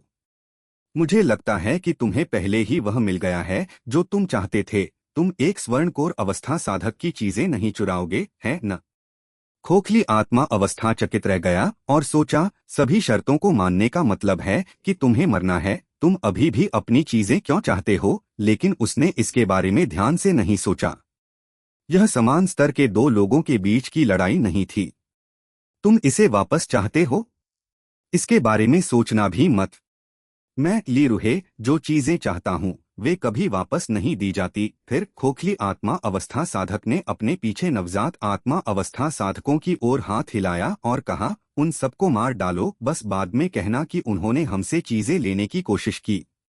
उसे वास्तव में इन कीड़ों से निपटने में कोई दिलचस्पी नहीं थी। आखिरकार इतिहास विजेताओं द्वारा लिखा जाता था। कुछ नवजात आत्मा अवस्था साधकों ने पहले ही अपनी जादुई कलाकृतियां छोड़ दी थीं। यश मोहन ने व्यंग्य किया और दसियों गठन झंडे फेंके। स्तर 5 जाल और हत्या गठन तुरंत सक्रिय हो गए। यश मोहन के निर्देशों के तहत ली युकियान और दूसरों ने जहां भी यश मोहन ने गठन झंडे फेंके वहां हमला करना शुरू कर दिया। स्तर 5 रक्षा गठन के साथ भी आवाज आधे से अधिक शहर में फैल गई। इतना हंगामा हो रहा था, लेकिन मोयू से कोई नहीं भागा, न ही कोई मोयू को देखने गया। जहां तक शहर प्रबंधन की बात थी, ऐसा लग रहा था जैसे वे सभी मर गए हों। जैसे ही यश मोहन ने गठन झंडे फेंके, ली रुहे को लगा कि कुछ गड़बड़ है। उसने पाया कि अतिथि हॉल धुंधला हो गया था। जब उसने पाया कि उसके आसपास कोई लोग नहीं थे, तो उसे तुरंत पता चल गया कि वह फंस गया है। तुमने वास्तव में उन्हें मारा, ली रुहे ने व्यंग्य किया। यह जाल गठन एक स्तर 3 शीर्ष ग्रेड गठन होना चाहिए, लेकिन तुम्हें लगता है कि तुम मुझे एक मामूली स्तर 3 गठन से फंसा सकते हो, यह भोलापन है। उसके हाथ में एक सुनहरी तलवार दिखाई दी और उसने उसे छोड़ा। एक सुनहरी किरण बनाई जिसने गठन पर हमला किया। ली रुहे ने सोचा कि वह इस गठन को आसानी से तोड़ पाएगा, लेकिन जब उसकी तलवार जाल गठन से टकराई तो यह केवल थोड़ा हिला और ठीक हो गया। ली रुहे चौंक गया। यह स्तर 3 जाल गठन नहीं है, यह स्तर 4 है। रुको, यह एक स्तर 5 जाल गठन है। जब उसने देखा कि यह स्तर 5 जाल गठन था, तो ली रुहे पहले जितना शांत नहीं था। उसने मोयू के पीछे गठन ग्रैंडमास्टर के बारे में सोचा। उसे उम्मीद नहीं थी कि गठन ग्रैंडमास्टर ने जाने से पहले इतना शक्तिशाली गठन स्थापित किया होगा। एक स्तर 5 जाल गठन उसे लंबे समय तक फंसाने के लिए पर्याप्त था। अगर वह मुक्त नहीं हो सका, तो वह नवजात आत्मा अवस्था और स्वर्णकोर अवस्था साधक जिन्हें वह लाया था, खतरे में होंगे। नहीं, उसे जल्दी से मुक्त होना था। लेकिन इससे पहले कि वह अपनी अगली चाल का उपयोग करता, उसने महसूस किया कि उसके आसपास का स्थान विकृत हो गया, क्योंकि अनगिनत किरणें जो इतनी छोटी थीं कि उसकी आंखें और यहाँ तक कि आत्मिक चेतना भी उन्हें महसूस नहीं कर सकती थी, ने उसे घेर लिया। वह नहीं जानता था कि वे क्या थीं, लेकिन उसे खतरे की गहरी भावना महसूस हुई। रुको, यह न केवल एक स्तर 5 जाल गठन है, बल्कि एक स्तर 5 आक्रमण गठन भी है। यह सोचकर ली रूहे टूटने वाला था। उसने स्तर 5 जाल गठन को तोड़ने की कोशिश की और पाया कि यह बहुत मजबूत था। वह केवल आशा कर सकता था कि आक्रमण गठन इतना लचीला नहीं था। चूंकि जाल और आक्रमण गठन था, क्या स्तर 5 रक्षा गठन भी था? ली रूहे ने जल्दी से सुनहरे कवच का एक सूट बुलाया और पहन लिया। जिन किरणों को उसने नहीं रोका, वे उसके कवच से टकराकर एक चीखती आवाज कर रही थीं। फिर अनगिनत बैंगनी तलवार किरणें उसकी ओर बहीं और उसे घेर लिया, मानो उनमें से प्रत्येक की अपनी इच्छा हो। ली रूहे चौंक गया, लेकिन जब उसने पाया कि बैंगनी तलवार किरणों ने उसके लिए बहुत अधिक खतरा पैदा नहीं किया, तो वह थोड़ा शिथिल हो गया। हालांकि अनगिनत किरणों की लहर फिर से बह गई और बैंगनी तलवार किरणों की संख्या अंतहीन लग रही थी। बस बहुत अधिक थे। यश मोहन ने ली रूहे को फंसाया और बारी बारी से इल्यूजन क्लाउड 5वें वार का अभ्यास किया, विशेष रूप से इल्यूजन क्लाउड फॉर्मेशन किल स्ट्राइक का उपयोग किया। यश मोहन को ली रूहे की शक्ति को स्वीकार करना पड़ा। यह आदमी पूरी तरह से फंसा हुआ था, लेकिन फिर भी उसे कोई चोट नहीं थी। उसने अधिक से अधिक कुछ साधना सार का उपयोग किया। यश मोहन जानता था कि अगर चीजें बहुत लंबी खींच गईं, तो शायद यह आदमी मुक्त हो सकता था। फिर वे मरने वाले होते। लेकिन यश मोहन बहुत चिंतित नहीं था। ली युकियान और बाकी लोगों के अन्य 10 साधकों से निपटने के बाद वे ली रूहे पर हमला करने में उसकी मदद करने आएंगे। तब तक चाहे ली रूहे कितना भी मजबूत हो, वह घायल हो जाएगा। आह! ली रूहे ने यह सुना और जान गया कि यह उसके एक आदमी द्वारा किया गया था। अब उसकी आंखों में केवल क्रोध था। चैप्टर 1000 खोखली आत्मा अवस्था को मारना। ली रूहे को पहली बार फंसाने के बाद यश मोहन अपने इल्यूजन क्लाउड वारों को एक साथ नहीं जोड़ सकता था, लेकिन वह अंततः इसे अपनी इच्छानुसार उपयोग करने में सक्षम था। इल्यूजन क्लाउड फॉर्मेशन किल स्ट्राइक इस हद तक विकसित हो गया था कि वह ली रूहे को तलवार किरणों से चोट पहुंचा सकता था। ली रूहे क्रोधित था, लेकिन वह अधिक से अधिक चौंकता जा रहा था। अगर उसने आज जो अनुभव किया था, उसका अनुभव नहीं किया होता, तो वह कभी विश्वास नहीं करता कि एक स्वर्णकोर अवस्था साधक उसे चोट पहुंचा सकता है। लेकिन सच्चाई यह थी कि इस स्वर्णकोर अवस्था साधक की तलवार तकनीक न केवल विचित्र थी, बल्कि उस बैंगनी रसोई के चाकू से निकलने वाली तलवार किरणों ने एक तलवार किरण गठन बना लिया था। यह गठन शुरू में प्रवाहपूर्ण नहीं था, लेकिन अंततः यह अधिक से अधिक ठोस होता गया। एक स्वर्णकोर अवस्था साधक अपनी तलवार किरणों को स्तर 3 आक्रमण गठन के बराबर बना सकता था। यह कितना बेतुका था! स्पष्ट रूप से कम एक स्तर 4 गठन ग्रैंडमास्टर था। इस तथ्य के बारे में सोचकर कि यश मोहन एक गठन ग्रैंडमास्टर था, ली रूहे को अधिक से अधिक पसीना आने लगा। यह बेतुका था, लेकिन यह वास्तव में पहली बार था जब उसने एक स्वर्णकोर अवस्था साधक के प्रति भय महसूस किया था। उसे पहले ही एहसास हो गया था कि यह गठन उस साउथ पीस राज्य के आपदा परिवर्तन अवस्था साधक द्वारा स्थापित नहीं किया गया था। इसे इस स्वर्णकोर अवस्था साधक ने स्थापित किया था। इस गठन में वह बहुत निष्क्रिय रहने के लिए मजबूर था और केवल मुक्त होने की कोशिश कर सकता था। उसके पास जवाबी हमला करने की कोई गुंजाइश नहीं थी। इसके कारण यश मोहन पहले से ही एक अपराजय स्थिति में था। अगर यश मोहन ने वास्तव में यह जाल और आक्रमण गठन स्थापित किया था, तो यश मोहन एक वास्तविक स्तर 5 गठन महान गुरु था। उसे जल्दी से बाहर निकलना था, अन्यथा भले ही वह खोखली आत्मा अवस्था का था, वह अंत में निश्चित रूप से मारा जाएगा। यश मोहन भी अप्रसन्न महसूस कर रहा था। उसने हर संभव अवसर लिया और ली रूहे को इतने नुकसान में डाल दिया, लेकिन वह फिर भी ली रूहे को गंभीर रूप से नुकसान नहीं पहुंचा सका। अगर यह जारी रहा तो उसका गठन उस क्षण तक नहीं टिक पाता जब तक वह ली रूहे को मार देता। खोखली आत्मा अवस्था साधक वास्तव में मजबूत थे। वे ऐसी चीज नहीं थे जिसे वह मार सकता था, स्तर 5 गठन के साथ भी। सौभाग्य से उसने सामग्री को बचाए बिना गठन को स्तर 5 तक अपग्रेड किया था, वरना लीरुहे बहुत पहले ही मुक्त हो जाता। उसका इल्यूजन क्लाउड फॉर्मेशन किल स्ट्राइक शक्तिशाली था, लेकिन यह इस उच्च स्तरीय साधक को पर्याप्त नुकसान नहीं पहुंचाता था। यश मोहन पहले से ही अपने इल्यूजन क्लाउड फॉर्मेशन किल स्ट्राइक को सुधारने के तरीकों के बारे में सोच रहा था। उसने सोचा कि अगर वह तलवार किरणों को एक वास्तविक तलवार में बना लेता तो क्या शक्ति नाटकीय रूप से बढ़ जाएगी, लेकिन क्या इससे उसकी आत्मिक चेतना पर बोझ बढ़ेगा? अचानक उसने लीरुहे को दर्द से चिल्लाते सुना। उसने महसूस किया कि उसकी तलवार किरण लीरुहे के शरीर में डूब गई। गठन से आने वाली किरणें भी उसके शरीर से गुजरी। लीरुहे अब गठन पर हमला करने में सक्षम नहीं था। यांग है व्यापारी संघ तुम्हें नहीं जाने देगा, उसने मरने से पहले संघर्ष करते हुए कहा और जमीन पर गिर गया। यश मोहन ने व्यंग्य किया और रेनबो सोल डिवोरिंग फ्लैग निकाला और उसे बाहर घुमाया। खोखली आत्मा अवस्था साधक की आत्मा नवजात आत्मा अवस्था साधक की तुलना में अधिक मजबूत थी। उसके हमले ने लीरुहे को मार डाला, लेकिन उसने पहले ही लीरुहे को भागने के लिए एक आत्मा निषिद्ध तकनीक का उपयोग करते देखा था। हर कोई नहीं जानता था कि यह कैसे करना है, लेकिन उच्च स्तरीय साधक थोड़ा जानते थे। इससे पहले कि लीरुहे दया की भीख मांग पाता, उसकी आत्मा रेनबो सोल डिवोरिंग फ्लैग द्वारा भस्म हो गई। स्पष्ट रूप से घातक वार यश मोहन द्वारा नहीं बल्कि ली युकियान द्वारा किया गया था। वे 10 साधक पहले ही मर चुके थे। ली युकियान का चेहरा पीला था, उसने अपनी निषिद्ध तकनीक का उपयोग किया था और खुद को भी चोट पहुंचाई थी। उसने कमजोर होकर सिर हिलाया और कहा, थोड़ा और वह खोखली आत्मा अवस्था साधक मुक्त हो सकता था। उस स्थिति में पूरा मोयू हमारे साथ गिर जाता। फिर ली युकियान ने एक जीवनसार गोली निकाली और खाई, फिर बैठ गई। उसने यश मोहन से कहा, यांग है व्यापारी संघ के साथ हमारी लड़ाई अभी शुरू हुई है। उन्होंने एक खोखली आत्मा अवस्था और कई नवजात आत्मा अवस्था साधकों को खो दिया है जो उनकी आधी से अधिक शक्ति थी, लेकिन उनके संघ नेता यांग युकांग एक खोखली आत्मा अवस्था मध्यम स्तर के साधक हैं।